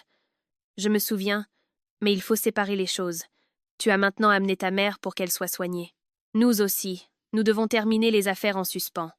Séparer les choses. » Ça sonnait juste. Mais il s'est avéré que, dans l'esprit de mon mari, la maladie de ma mère était mon affaire, tandis que préserver l'image de sa famille était notre affaire commune, qu'il fallait terminer. Je n'ai pas discuté davantage. La discussion à ce moment-là n'aurait fait que m'épuiser encore plus. J'ai commencé à répondre plus brièvement. Je travaillais de manière mécanique. Ce qu'il fallait décider, je le décidais. Ce qui pouvait être simplifié, je le simplifiais. À ce moment-là, dans mon cœur, il n'y avait plus l'enthousiasme de construire la famille comme avant. Je le faisais juste pour qu'on ne me blâme pas au milieu de l'état de ma mère et pour ne plus avoir à me débattre entre les deux extrémités d'un fil emmêlé, ce qui n'aurait conduit qu'à ce qu'on me blâme à nouveau. Un après-midi, après avoir aidé ma mère à se tenir debout quelques minutes, j'étais assise au bord du lit et je lui massais les mollets. Maman m'a regardé longtemps, puis m'a demandé d'une voix encore difficile. « Ton mariage va bien ?» La question m'a fait sursauter. Maman venait de passer la période critique. Son corps était encore faible comme une feuille flétrie, mais elle s'inquiétait quand même que sa fille ait des difficultés entre les deux familles. J'ai souri et j'ai ajusté sa couverture. « Maman, concentre-toi juste sur tes exercices pour guérir vite. Le reste, Marie s'en occupe. » Mais je savais au fond de moi que depuis cette conversation téléphonique, quelque chose avait fondamentalement changé dans mon cœur. Une fois qu'une femme abandonne ses illusions, sa douceur ne sera plus jamais la même. La soirée de remerciement pour l'anniversaire d'Élisabeth a eu lieu un week-end, alors que la ville était déjà illuminée. Le centre de conférence semblait scintillant. Le hall principal baignait dans une odeur de fleurs fraîches et de parfums. En sortant de la voiture, j'ai regardé la rangée de lampes jaunes qui éclairaient les marches de l'entrée et j'ai ressenti un étrange vide. Tout était exactement comme je l'avais décidé au cours du dernier demi-mois. Les tables étaient recouvertes de nappes crème, le fond de la scène était élégant, le gâteau avait 3 étages, l'écran LED affichait des photos d'Élisabeth de sa jeunesse à nos jours. Seule une chose était différente, mon humeur. Je portais une robe vert mousse, sobre et simple. Élisabeth était complètement différente. Elle avait choisi un tailleur en brocart bordeaux avec une broderie d'orchidées sur la poitrine. Ses cheveux étaient coiffés en un chignon moderne. Son cou était orné d'un collier de perles que j'avais commandé spécialement pour cette soirée. En marchant au milieu du hall, elle souriait en recevant les félicitations de ses amis. Elle ressemblait vraiment à une femme qui profitait joyeusement de sa vieillesse. Elle était très heureuse. Quant à Benoît, n'en parlons pas. Il portait un costume bleu foncé, ses boutons de manchette brillaient. Il était occupé à serrer des mains et à saluer son patron et ses partenaires commerciaux, comme un véritable hôte. Du début jusqu'au commencement de l'événement, je ne me suis presque jamais assise. J'ai vérifié la liste des invités VIP, j'ai dirigé le personnel pour le placement des cadeaux, puis je suis allée à la régie son pour tester le micro de l'animateur. Quelques connaissances d'Élisabeth qui m'ont vue ont souri avec admiration. La belle-fille d'Élisabeth est très douée, tout est en ordre. J'ai juste souri poliment. Ce genre de compliment, quand on l'entend constamment, est comme une fine couche de poudre. Appliquée, elle fait briller le visage, mais une fois essuyée, tout disparaît. Lorsque les invités ont presque rempli toutes les tables, l'événement a commencé. L'animateur parlait avec aisance. La musique de fond créait une ambiance chaleureuse. Les photos d'Élisabeth sont apparues sur le grand écran. Des photos en noir et blanc de sa jeunesse ou photos les plus récentes prises lors de réunions avec ses amis. Assise à la table d'honneur, elle avait les yeux humides. Le sourire ne quittait jamais son visage. Je la regardais et je pensais juste que si c'était vraiment un simple remerciement, peut-être que je me réjouirais aussi pour elle. Puis est venu le point culminant. Benoît est monté sur scène sous un tonnerre d'applaudissements, a pris un micro, s'est incliné devant les invités, puis a regardé sa mère avec un visage ému. Je dois avouer que mon mari parlait très bien en public. Il a raconté la lutte d'une mère pour élever ses enfants, son espoir que sa mère vive toujours heureuse et en bonne santé, et le fait qu'en tant que fils aîné, il ne voulait rendre qu'une petite partie des mérites de sa mère. Chaque phrase était parfaite. Les pauses, l'intonation, tout était juste. En bas, de nombreux invités hochaient la tête. Une amie d'Élisabeth a même chuchoté. « Benoît, quel homme formidable !» J'étais debout sur le côté de la scène, j'écoutais, et je sentais mon cœur devenir de plus en plus froid. Non pas parce que ce qu'il disait était un mensonge, mais parce que je savais que cette soirée, qui le faisait briller devant son patron et ses clients, était financée par l'argent de mon compte personnel. De la location de la salle, du menu, de l'écran LED, jusqu'aux cadeaux surprises qu'il allait offrir, tout était passé par mes mains. Mais sous les projecteurs, c'était lui le fils respectueux. Tandis que moi, si j'existais, ce n'était qu'en arrière-plan, pour que son histoire paraisse complète. Benoît a fait un signe. Un employé a poussé sur scène une grande boîte cadeau nouée d'un ruban doré. Tout le monde a regardé avec curiosité pendant qu'il l'ouvrait. À l'intérieur, il y avait une carte de crédit supplémentaire Platinum et une paire de billets d'avion pour le Japon pour Élisabeth et son amie pour la fin de l'année. Toute la salle a murmuré. Élisabeth s'est levée, les yeux brillants, a serré son fils dans ses bras en disant d'une voix rauque « Je suis si chanceuse d'avoir donné naissance à un fils aussi respectueux. » Les applaudissements ont éclaté. J'étais là. Mes 2 mains étaient sagement croisées. Cette carte de crédit supplémentaire était liée à mon compte. Les billets d'avion, C'est aussi moi qui les avais payés 2 jours plus tôt. Mais bizarrement, ce n'était pas l'argent qui me fatiguait le plus, mais le sentiment de regarder une performance très bien mise en scène, si bien que tous les étrangers y croyaient, tandis que celle qui savait tout en coulisses ne voulait que se retirer le plus loin possible. À cet instant précis, mon téléphone a vibré. C'était l'hôpital qui appelait. Mon cœur a battu la chamade. J'ai fait un pas en arrière. Je voulais demander la permission de sortir, mais Benoît, qui venait de descendre de scène, s'est immédiatement approché et m'a saisi le bras. Ses lèvres souriaient encore aux invités, mais sa voix était basse et sifflait entre ses dents.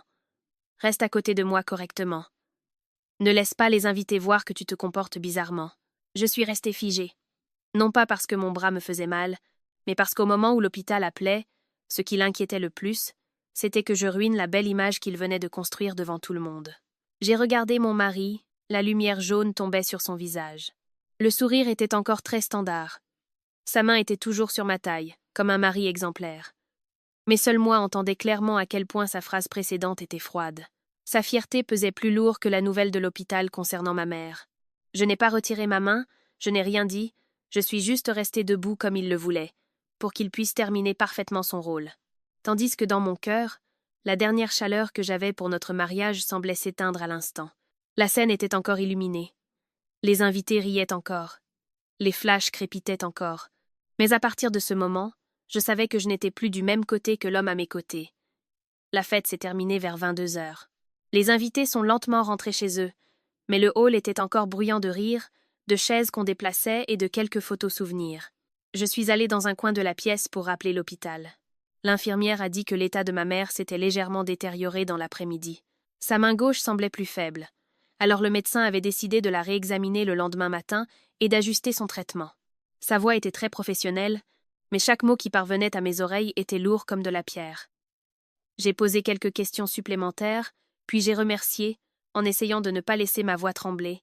Après avoir raccroché, je suis restée un instant silencieuse dans le couloir, à côté d'une plante artificielle. À l'intérieur, l'animateur demandait encore à la famille de poser pour une dernière photo. Benoît a regardé autour de lui, me cherchant. Il m'a vu, a froncé les sourcils et m'a fait signe. Je suis rentrée. Je me suis placée au bon endroit, à côté de lui. Mes lèvres esquissaient à peine un sourire. L'appareil photo a flashé plusieurs fois.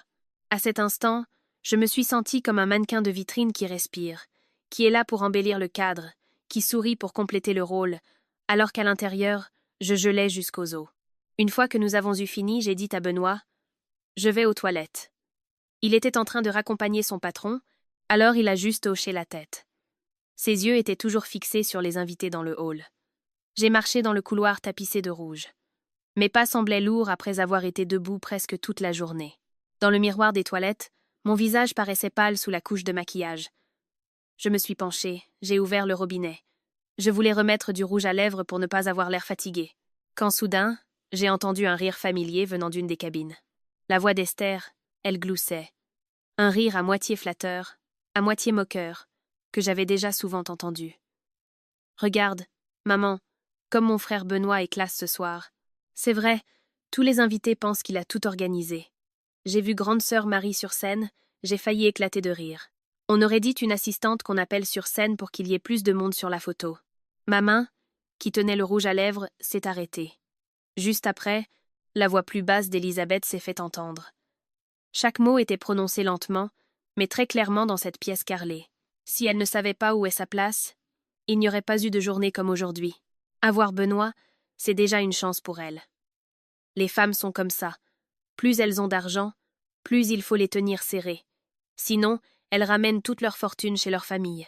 Mes pieds semblaient collés au sol. La voix satisfaite d'Esther a repris. « Tu as raison, maman. Peu importe combien d'argent elle gagne, c'est notre famille qui en profite. Si son argent ne va pas à la famille de son mari, à qui irait-il » Elisabeth a éclaté d'un rire sonore. Un rire très satisfait de quelqu'un qui se sent compris et qui a réussi à exploiter les autres. L'intelligent ne gagne jamais contre le sincère. Ma fille, une excellente belle-fille, est une bénédiction. Mais si tu veux profiter de cette bénédiction, tu dois la surveiller habilement. Surtout une femme de ce type, qui a de l'argent et une carrière, et qui est respectée à l'extérieur. Si tu lui tournes le dos, toute sa fortune pourrait finir dans la maison de sa mère. Je suis restée immobile devant le miroir, me regardant et je me suis sentie si étrangère. Il s'est avéré que pendant toutes ces années, à leurs yeux, tous mes sacrifices, le fait d'emmener mon beau-père à l'hôpital, de payer ses médicaments, d'acheter du matériel pour ma belle-mère, de couvrir les frais des cours, de l'ordinateur portable et du téléphone de ma belle-sœur, n'avaient jamais été considérés comme de l'amour. Tout cela n'était qu'une ressource intelligemment exploitée. Il n'était pas reconnaissant, ne se sentait pas coupable, et considérait même comme un exploit tout ce qu'il pouvait obtenir de moi. Esther a repris la parole, cette fois plus bas, mais encore plus douloureusement. « Tu as vu, maman, dehors. Les gens pensent que grande sœur Marie est formidable. Mais chez nous, à la maison, mon frère Benoît dit un mot et elle doit obéir. La grandeur d'un homme se juge à la façon dont il éduque sa femme. » Élisabeth a répondu par un long meum. « Mon fils, bien sûr, doit être capable de diriger sa femme. C'est seulement ainsi que son ménage peut réussir. Une femme trop formidable qui ne sait pas se plier ne fait que détruire le mariage. » Chaque mot était comme si on me versait l'eau la plus froide dans les oreilles. Je ne ressentais plus de tristesse ou de déception, je voyais juste une vérité si claire. Jusqu'à présent, je n'avais pas vécu dans une famille. J'avais vécu au milieu d'un système conçu pour aspirer automatiquement mon énergie, mon argent et ma patience. Je n'ai pas fait irruption, je n'ai pas enfoncé la porte, et je n'ai certainement pas fait de scandale comme on l'imagine souvent. J'étais si calme à ce moment-là, être parce que lorsque nos illusions volent en éclats, nous n'avons plus la force d'exploser. J'ai juste posé le rouge à lèvres, je me suis lavé les mains très lentement, puis je me suis regardée une dernière fois dans le miroir. La femme dans le miroir, c'était toujours moi. Ses cheveux étaient toujours bien coiffés en chignon. Sa robe était toujours élégante, ses lèvres encore colorées. Son apparence extérieure n'avait pas changé, seul son regard était différent. Il n'y avait plus cette douceur qui émane de quelqu'un qui essaie encore de croire, et il n'y avait plus non plus cette chaleur qui émane de quelqu'un qui considère encore la famille de son mari comme une affaire de cœur. À partir de cet instant, ma dernière parcelle de moi-même a complètement changé. Je suis sortie juste au moment où Élisabeth et Esther sortaient aussi de la cabine. Elles ont toutes les deux été surprises de me voir, mais seulement un instant, avant de se comporter à nouveau normalement. Esther a même souri gentiment. « Oh, grande sœur Marie, tu étais là. » Je les ai regardées, sans un seul cri, sans une seule pique. J'ai juste répondu brièvement. « Oui, je viens de rafraîchir mon maquillage. » Élisabeth a souri maladroitement en ajustant son tailleur. « Oui, tu as été très fatiguée ce soir, n'est-ce pas ?» J'ai hoché la tête. Mon cœur était aussi lisse qu'une table. Si avant, je pensais encore vivre parmi des gens qui ne se souciaient pas de moi. À partir de ce moment, j'ai compris qu'ils ne se souciaient pas seulement pas de moi. Ils étaient conscients et profitaient du résultat de ma fatigue et trouvaient encore cela naturel. Quand je suis sortie du couloir, le son de la musique de clôture se faisait encore entendre faiblement de la salle de bal. Benoît se tenait au loin, riant avec un invité de marque. Son visage était plein de satisfaction, comme quelqu'un qui venait de vivre une soirée parfaite. J'ai regardé mon mari pendant longtemps. Cet homme avait été un jour le choix qui m'avait fait croire que ma vie serait paisible. Maintenant, sous l'éclat des lumières et des félicitations, je le sentais plus étranger que n'importe quel inconnu dans la rue. Il y a des blessures qui, si on les raconte, ressemblent à des plaintes. Mais il y a des blessures qu'il suffit d'entendre une fois pour ne plus jamais être le même qu'avant. Cette nuit-là, j'ai quitté le centre de conférence avec les talons encore douloureux, la tête encore lourde et le téléphone encore plein d'affaires inachevées. Mais ce qui s'est brisé derrière la porte des toilettes, ce n'était pas seulement une illusion, mais aussi la dernière goutte de douceur que j'avais jamais ressentie pour la famille de mon mari. Après la soirée de remerciements, je n'ai presque pas eu le temps de me sentir fatiguée. Tôt le matin, j'étais déjà à l'hôpital, accompagnant ma mère à ses exercices de rééducation. Le médecin a dit que la phase initiale était très importante. Il fallait être patient avec chaque petit mouvement. Un jour, ma mère était assise sur le lit, essayant de serrer le poing de sa main gauche, mais chaque doigt tremblait violemment. Son front était couvert de sueur, ses lèvres étaient serrées pour réprimer la douleur et la tristesse. J'étais assise en face d'elle, comptant le rythme tout en l'encourageant. « Allez, maman, encore un peu. » Chaque jour, une petite amélioration, c'est déjà bien. Maman m'a regardée, les yeux rouges, puis a hoché la tête. Juste un petit hochement de tête, j'ai dû détourner le visage, comme si j'ajustais la couverture, pour ne pas pleurer. En me tenant dans la chambre d'hôpital, j'entendais le son régulier du tensiomètre. Je comprenais de plus en plus à quel point la vie est fragile. Une personne en bonne santé, à cause d'une seule chute, doit réapprendre des choses qui étaient auparavant instinctives. Cependant, de l'autre côté de ma vie, de l'argent continuait de s'écouler de mon compte en banque pour des choses qui n'avaient rien à voir avec le mot urgence.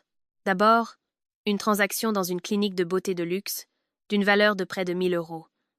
J'ai vu la notification et j'ai immédiatement deviné que c'était Elisabeth.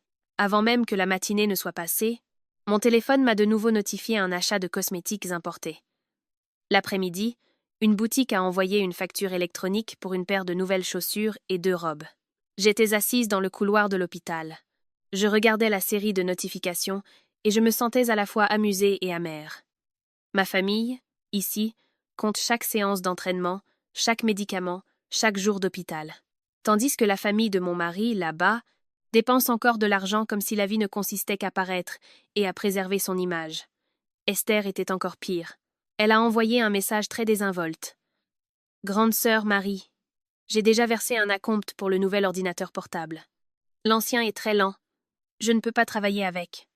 S'il te plaît, paie le reste avant vendredi. » Sous le message était jointe la photo d'un ordinateur portable de plus de 2 000 euros. Je suis restée quelques secondes à regarder l'écran sans répondre. Elle a envoyé un autre message. « C'est un investissement pour l'avenir, grande sœur.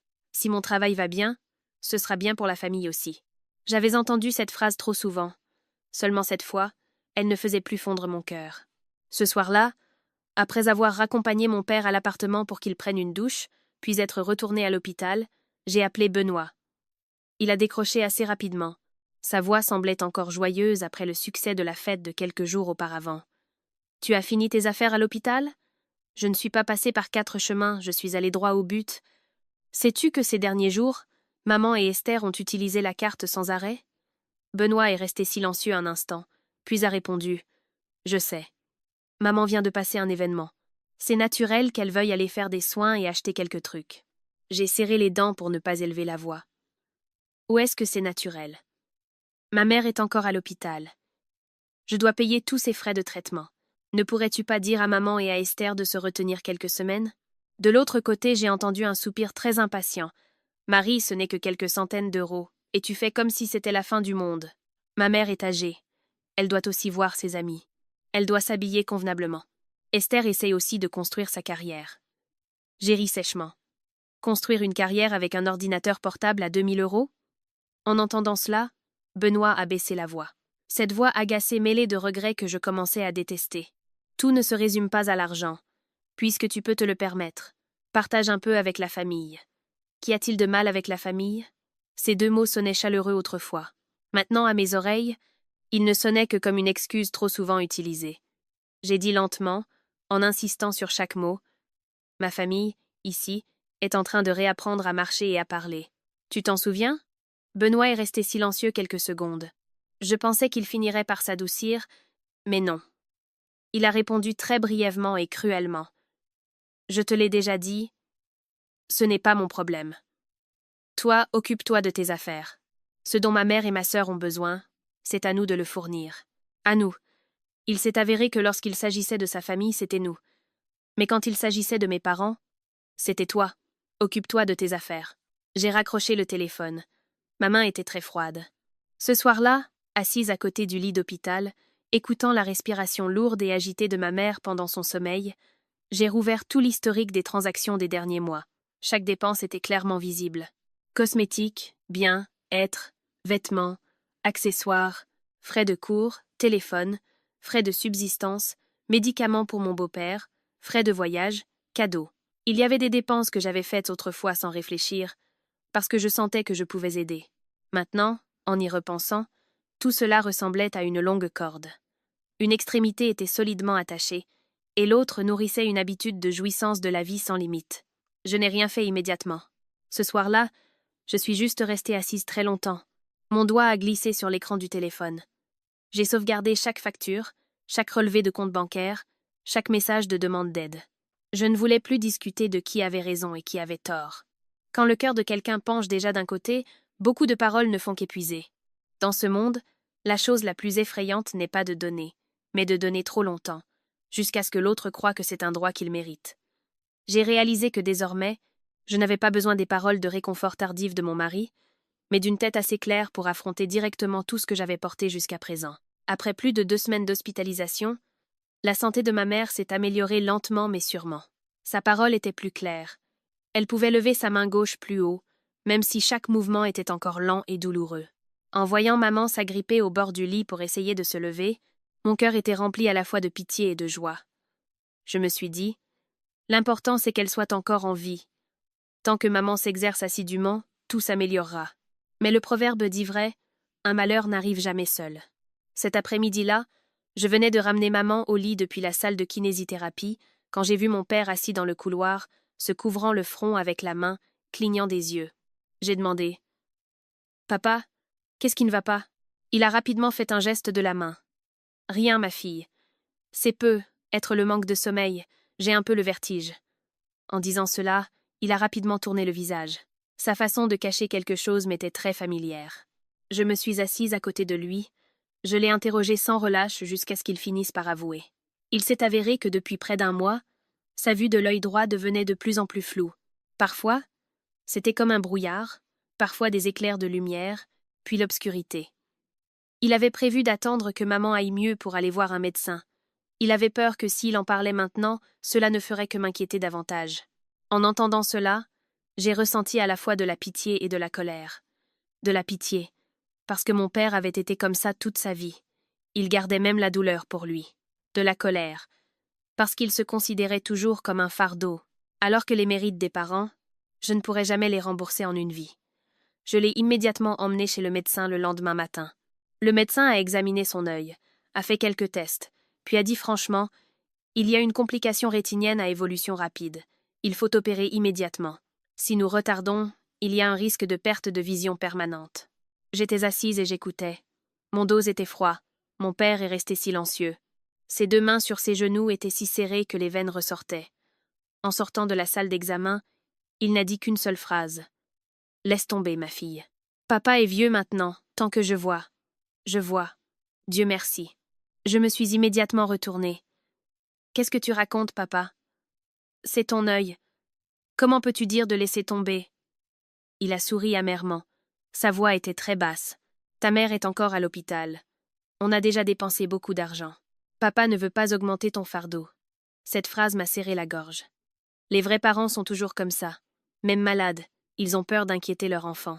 S'ils manquent de quelque chose, ils ont peur que leur enfant gaspille. Alors qu'il y a des gens en bonne santé qui dépensent mon argent comme de l'eau et trouvent encore cela naturel. Le médecin a dit que le coût de l'opération et des médicaments initiaux était d'environ 6 000 €. Assise dans la salle d'attente de l'hôpital, j'ai ouvert mon téléphone pour vérifier mon solde. J'ai calculé combien d'argent je pouvais rassembler. J'avais encore de l'argent liquide, mais j'en avais déjà affecté la majeure partie au traitement de ma mère et à quelques plans d'affaires à court terme. Notre fonds d'urgence commun était le choix le plus simple dans cette situation.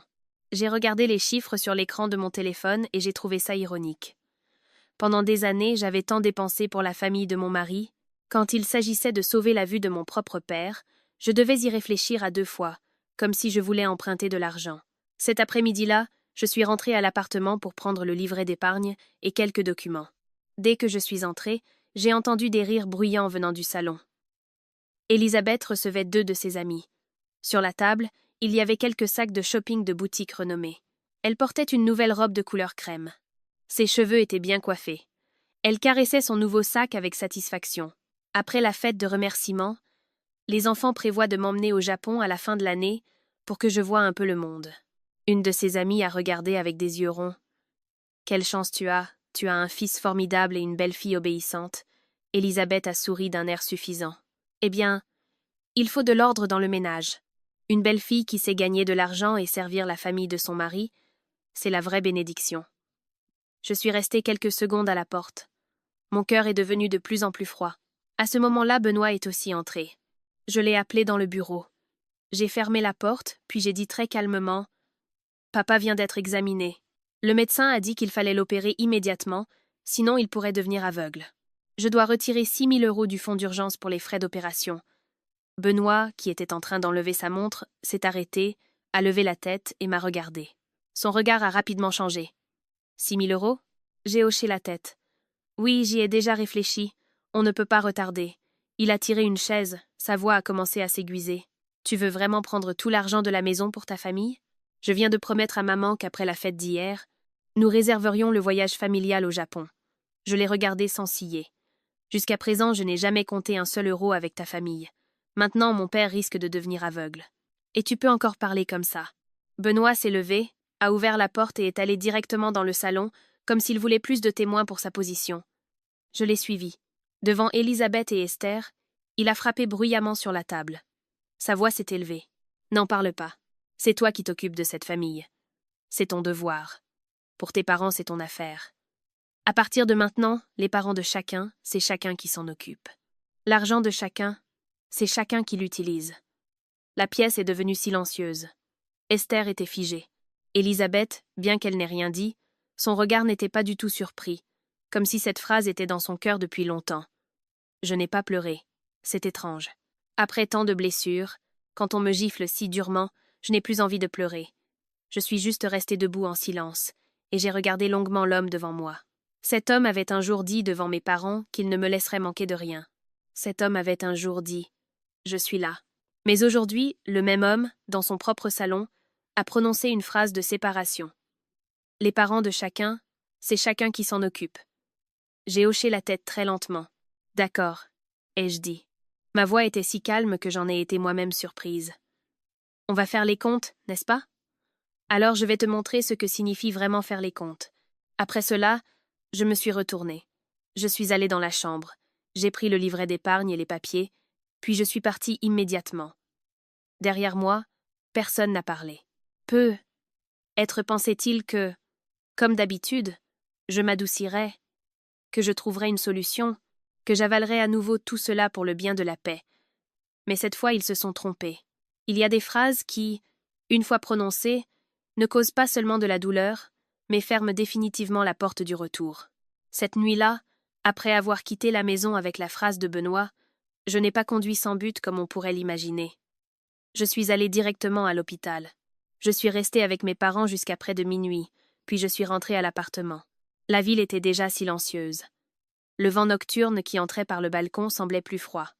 J'ai ouvert la porte, la maison était éclairée mais silencieuse. Être que la famille de mon mari pensait que ce n'était qu'un coup de colère passager. Ils ne savaient pas que ce qui était mort en moi n'était pas une émotion passagère, mais la dernière goutte de patience. Je suis allée directement au bureau. J'ai allumé la lampe de bureau tamisée et je me suis assise. Devant moi, l'ordinateur portable, le téléphone et le carnet de dépenses. Tout était là, bien rangé, comme les autres nuits. Seule la personne assise devant n'était plus la même. Je n'ai pas pleuré, et je n'ai maudit personne intérieurement. J'ai juste ouvert chaque application de banque mobile, chaque menu de paiement régulier, chaque relevé de dépenses, puis j'ai commencé à travailler, comme si je gérais un plan d'affaires où il fallait réduire les pertes. Il y a des blessures pour lesquelles, s'il y a encore de l'amour, on crie pour réclamer justice. Mais quand le cœur est glacé, on veut juste se retirer proprement. La première chose que j'ai faite a été de bloquer les 2 cartes de crédit supplémentaires. L'une au nom d'Élisabeth, l'autre au nom d'Esther. J'ai regardé les 2 lignes sur l'écran pendant quelques secondes, puis j'ai appuyé sur le bouton de confirmation. L'écran a affiché « Transaction réussie ». C'était si simple, mais j'ai eu l'impression qu'un poids s'était levé de ma poitrine. Jusqu'à présent, ces 2 cartes n'étaient pas seulement un moyen de paiement, mais aussi le symbole du privilège dont la famille de mon mari jouissait avec mon argent.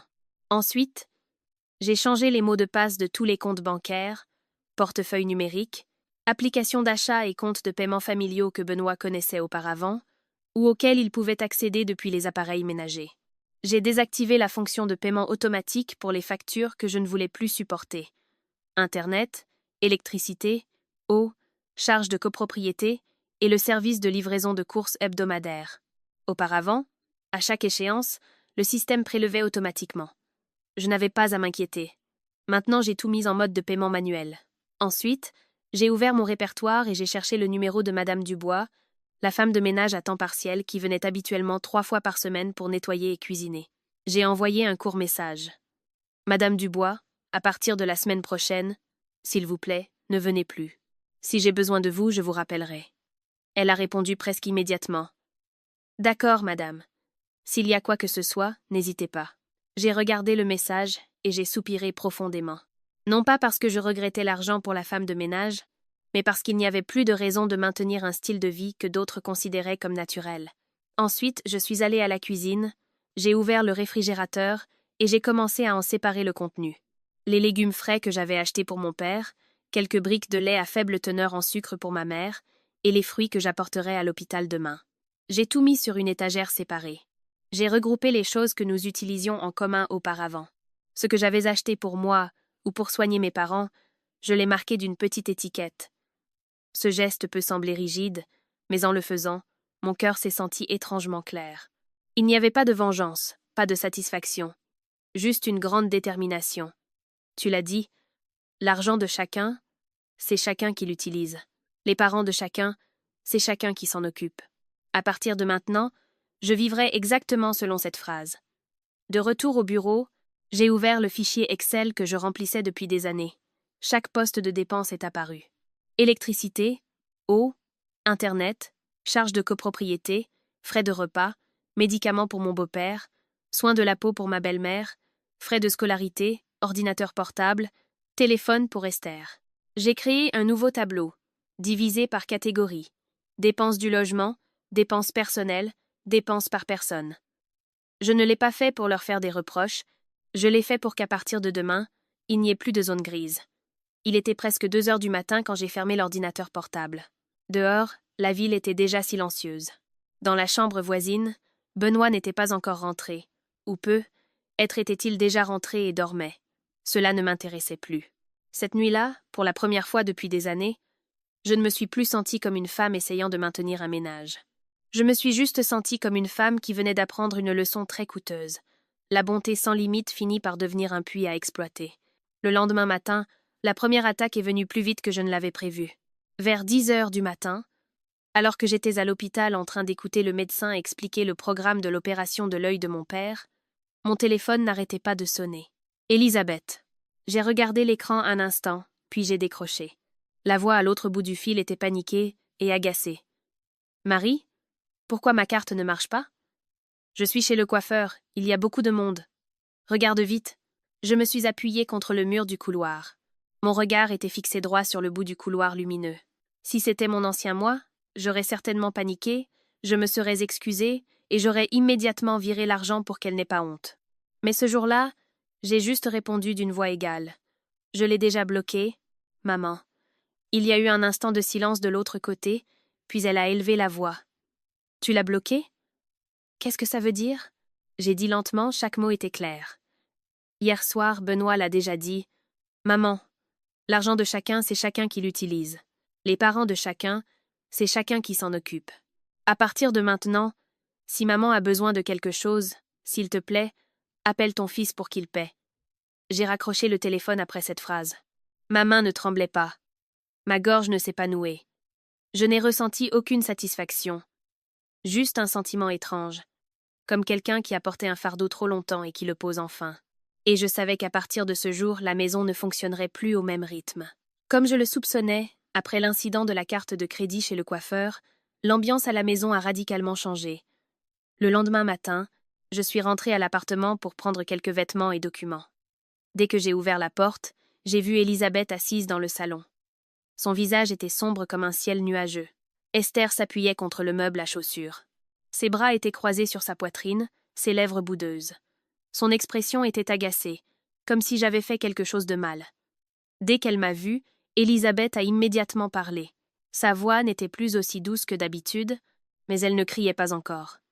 « Qu'est-ce que tu veux faire avec ça? Qu'est-ce que j'ai fait pour que tu bloques publiquement ma carte? » Je me suis baissée, j'ai changé de pantoufle, j'ai posé mon sac sur la chaise, et c'est seulement après que je l'ai regardé. J'ai juste fait ce que Benoît a dit, maman. Hier, il a dit très clairement « L'argent de chacun, c'est chacun qui l'utilise. » Esther est immédiatement intervenue. Sa voix était aiguë. « Mes grandes sœurs, tu as délibérément humilié maman. S'il y a un problème, on peut en discuter. » Pourquoi fallait-il couper les ponts comme ça? Je l'ai regardé si calmement que j'en ai été moi-même surprise. Quand les adultes parlent, n'interviens pas. De plus, je n'ai rien coupé. J'ai juste arrêté de payer les choses qui n'étaient plus de ma responsabilité. Son visage est devenu rouge. Elle voulait encore discuter, mais Benoît est sorti de la chambre. Être qu'il était rentré tard la veille et venait de se réveiller. Son visage était difficile à lire, un mélange d'agacement, de gêne et d'un peu de perte de contrôle. Il a tiré une chaise, s'est massé le front, puis a dit d'une voix grave mais ferme. « Jusqu'où vas-tu aller avec ça? Ma mère est âgée. Ne pourrais-tu pas penser un peu à elle? » J'ai regardé mon mari. Mon cœur était lisse comme de l'eau calme. Quand tu as dit les parents de chacun, c'est chacun qui s'en occupe, as-tu pensé un peu à mes parents? Cette phrase a fait taire toute la pièce. Je n'ai pas attendu de réponse. Je suis allée directement à la cuisine pour boire un verre. En ouvrant le réfrigérateur, comme je le soupçonnais, la nourriture que j'avais mise de côté était encore intacte, tandis que l'étagère commune avait considérablement diminué. Madame Dubois n'était pas venue. Donc, depuis la veille au soir, personne n'avait cuisiné. Il y avait encore 2 verres sales dans l'évier. La maison était encore propre, mais l'ordre habituel commençait à disparaître. L'après-midi, Madame Dubois a téléphoné d'une voix innocente. Ce matin, Madame Elisabeth m'a appelé pour que je vienne cuisiner et nettoyer, mais je lui ai dit que Madame Marie m'avait déjà mise en congé. Alors, que dois-je faire, madame?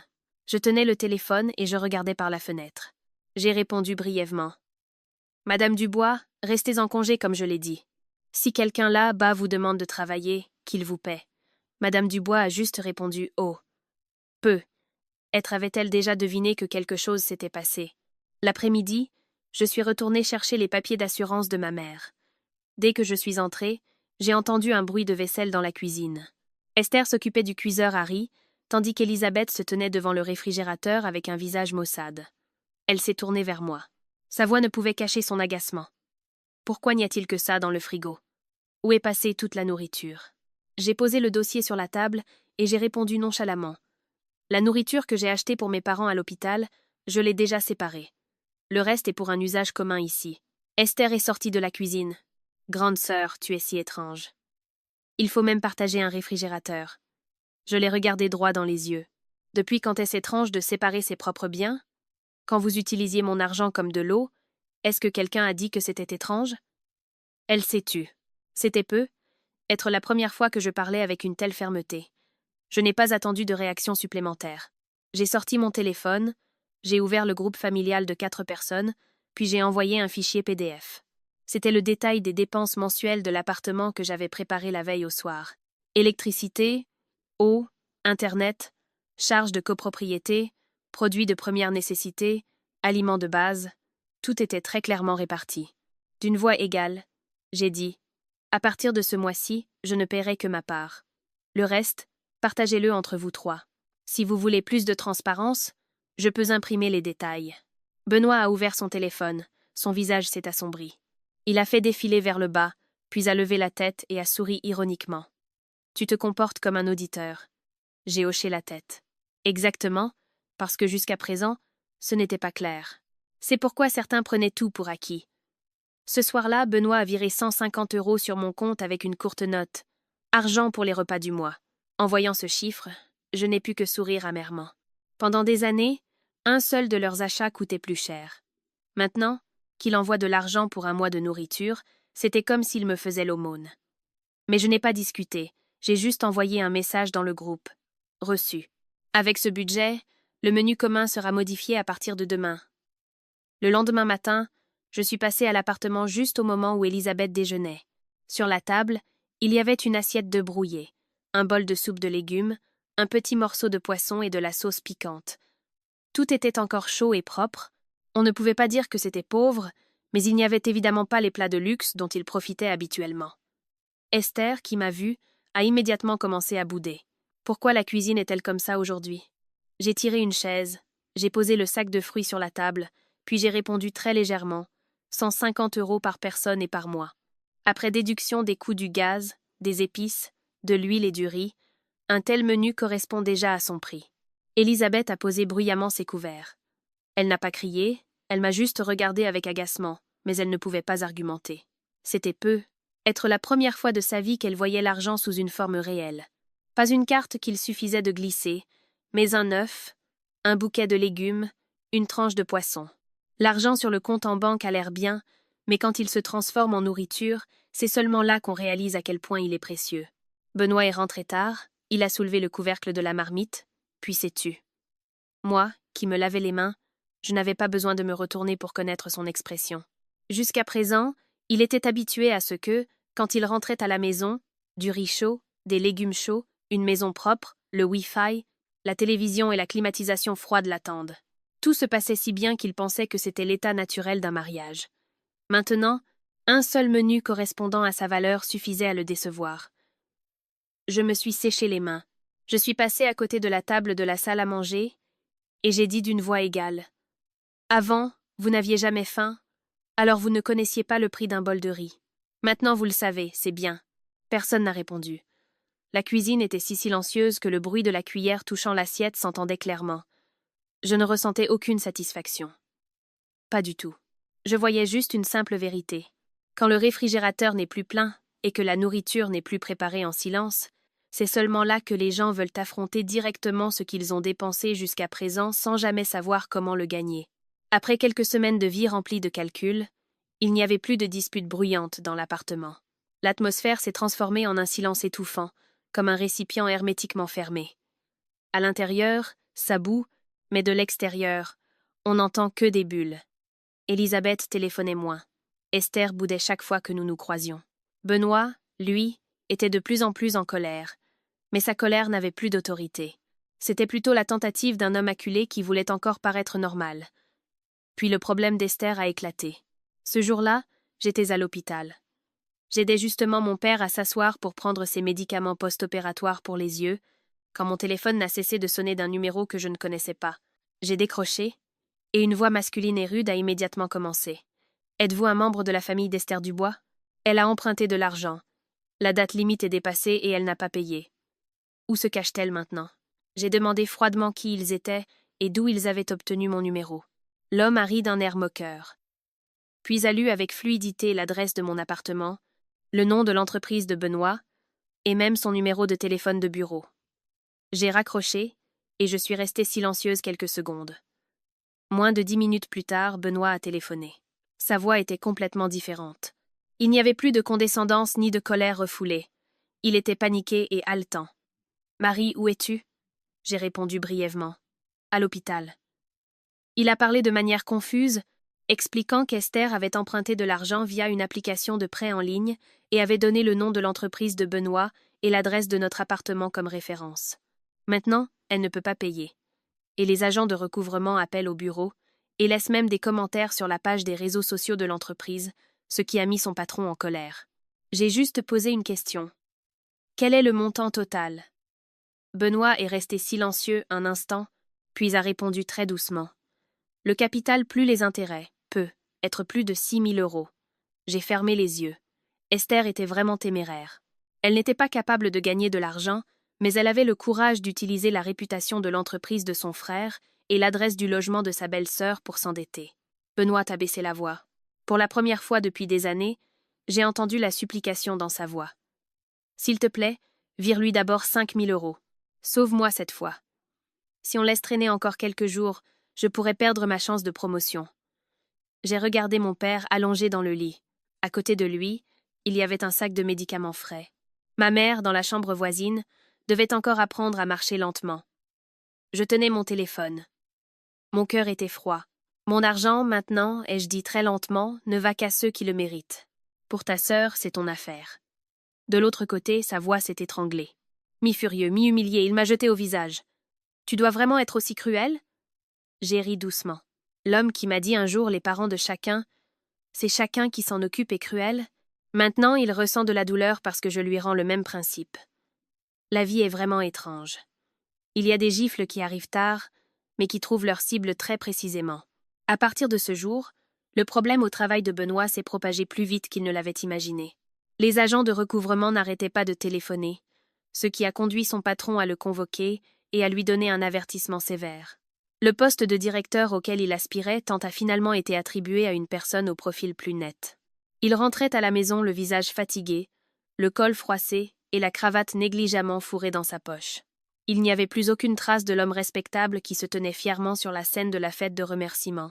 Mais le drame de la famille de mon mari n'était pas encore terminé. Mon beau-père a eu une grave crise d'essoufflement une nuit de pluie. Esther était nerveuse à cause de ses dettes. Élisabeth a paniqué, ne sachant pas qui appeler. Et Benoît venait de rentrer et a dû immédiatement emmener son père aux urgences. Autrefois, c'est moi qui gérais presque toujours ce genre de choses. C'est moi qui réservais la chambre, cherchais une infirmière, payais la compte, et même m'occupais de la nourriture pour celui qui veillait sur lui. Benoît n'avait qu'à y aller, s'enquérir poliment, puis retourner travailler, tout en disant aux autres qu'il s'occupait de son père. Cette fois, c'était différent.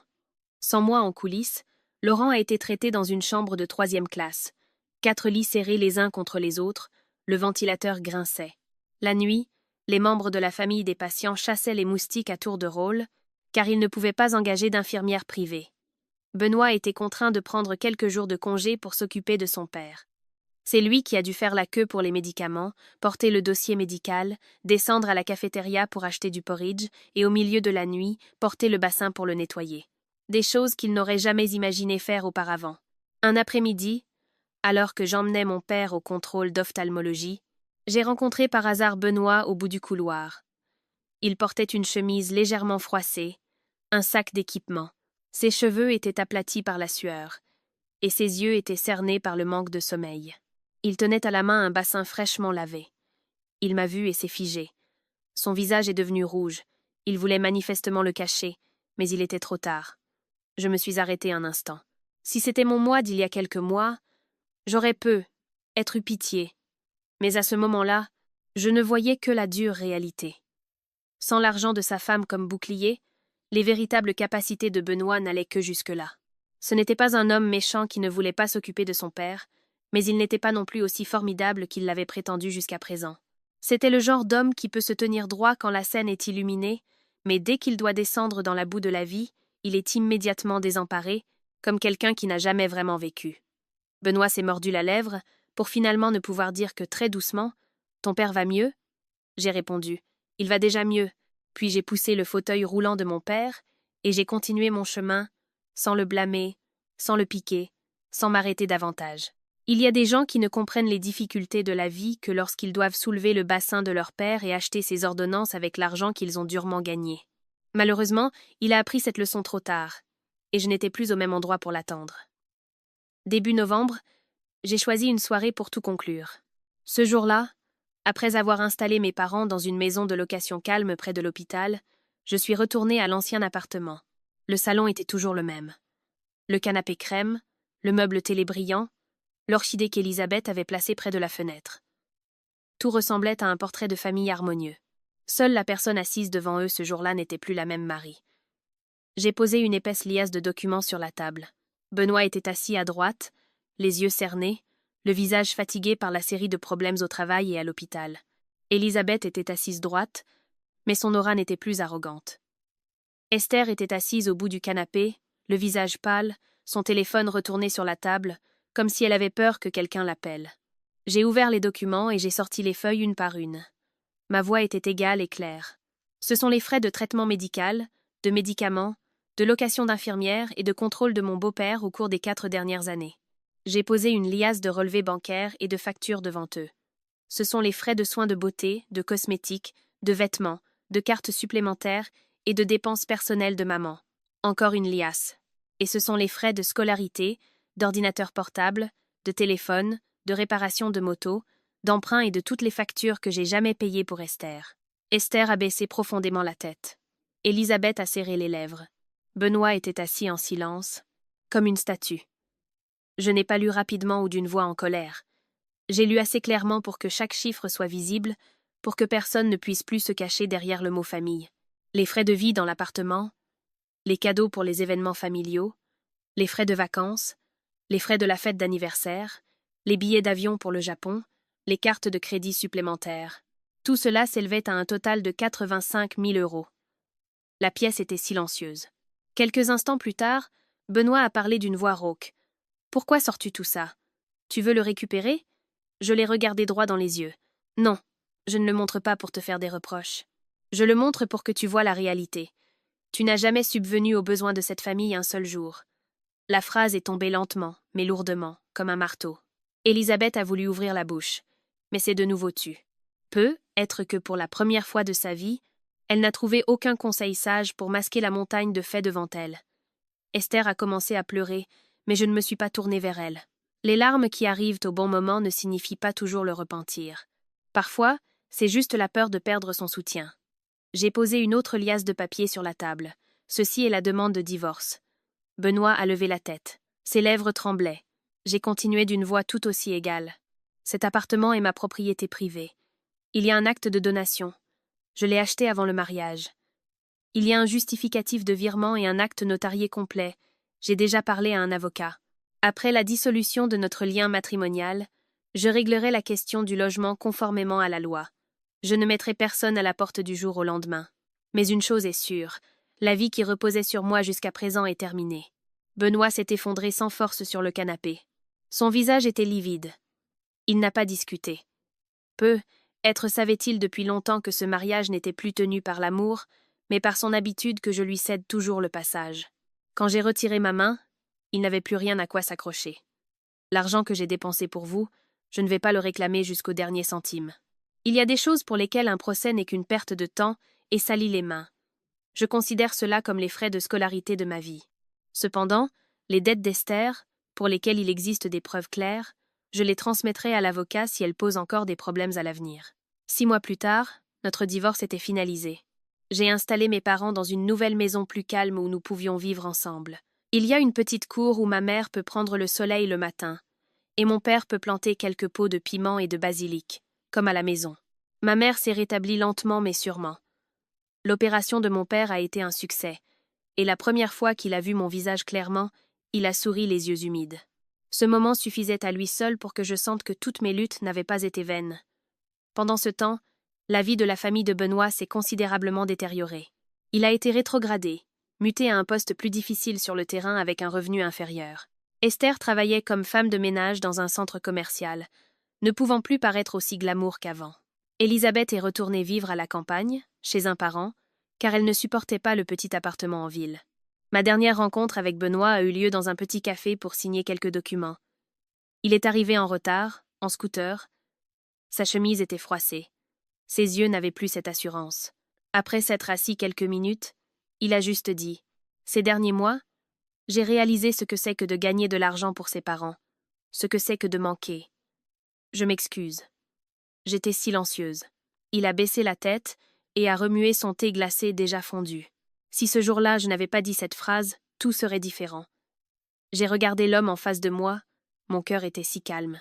Il n'y avait plus de haine, plus d'amour, juste une séparation très nette. J'ai dit lentement, « Quand ma mère a été hospitalisée, tu as dit, ce n'est pas ta mère, donc ce n'est pas ton problème. À partir de ce moment, tu n'as plus rien à voir avec le reste de ma vie. » Après cela, je me suis levée et je suis sortie. Dehors, mes parents m'attendaient déjà dans la voiture. Les rayons du soleil de l'après-midi touchaient la rangée d'arbres. L'atmosphère était si calme et paisible. Je me suis dirigée vers la voiture, vers ces deux personnes qui m'ont aimée toute leur vie. Et j'ai senti mon cœur si léger, comme si je venais de déposer un fardeau très lourd. Dans ce monde, une femme qui vit avec des sentiments et des responsabilités est précieuse. Mais des sentiments sans limite sont souvent équivalents à donner sa dignité pour qu'on la piétine. La famille est un soutien, pas un endroit où une personne doit se ruiner pour que les autres puissent vivre confortablement. Et quand on réalise cela, partir n'est pas un échec, mais une façon de se sauver au bon moment.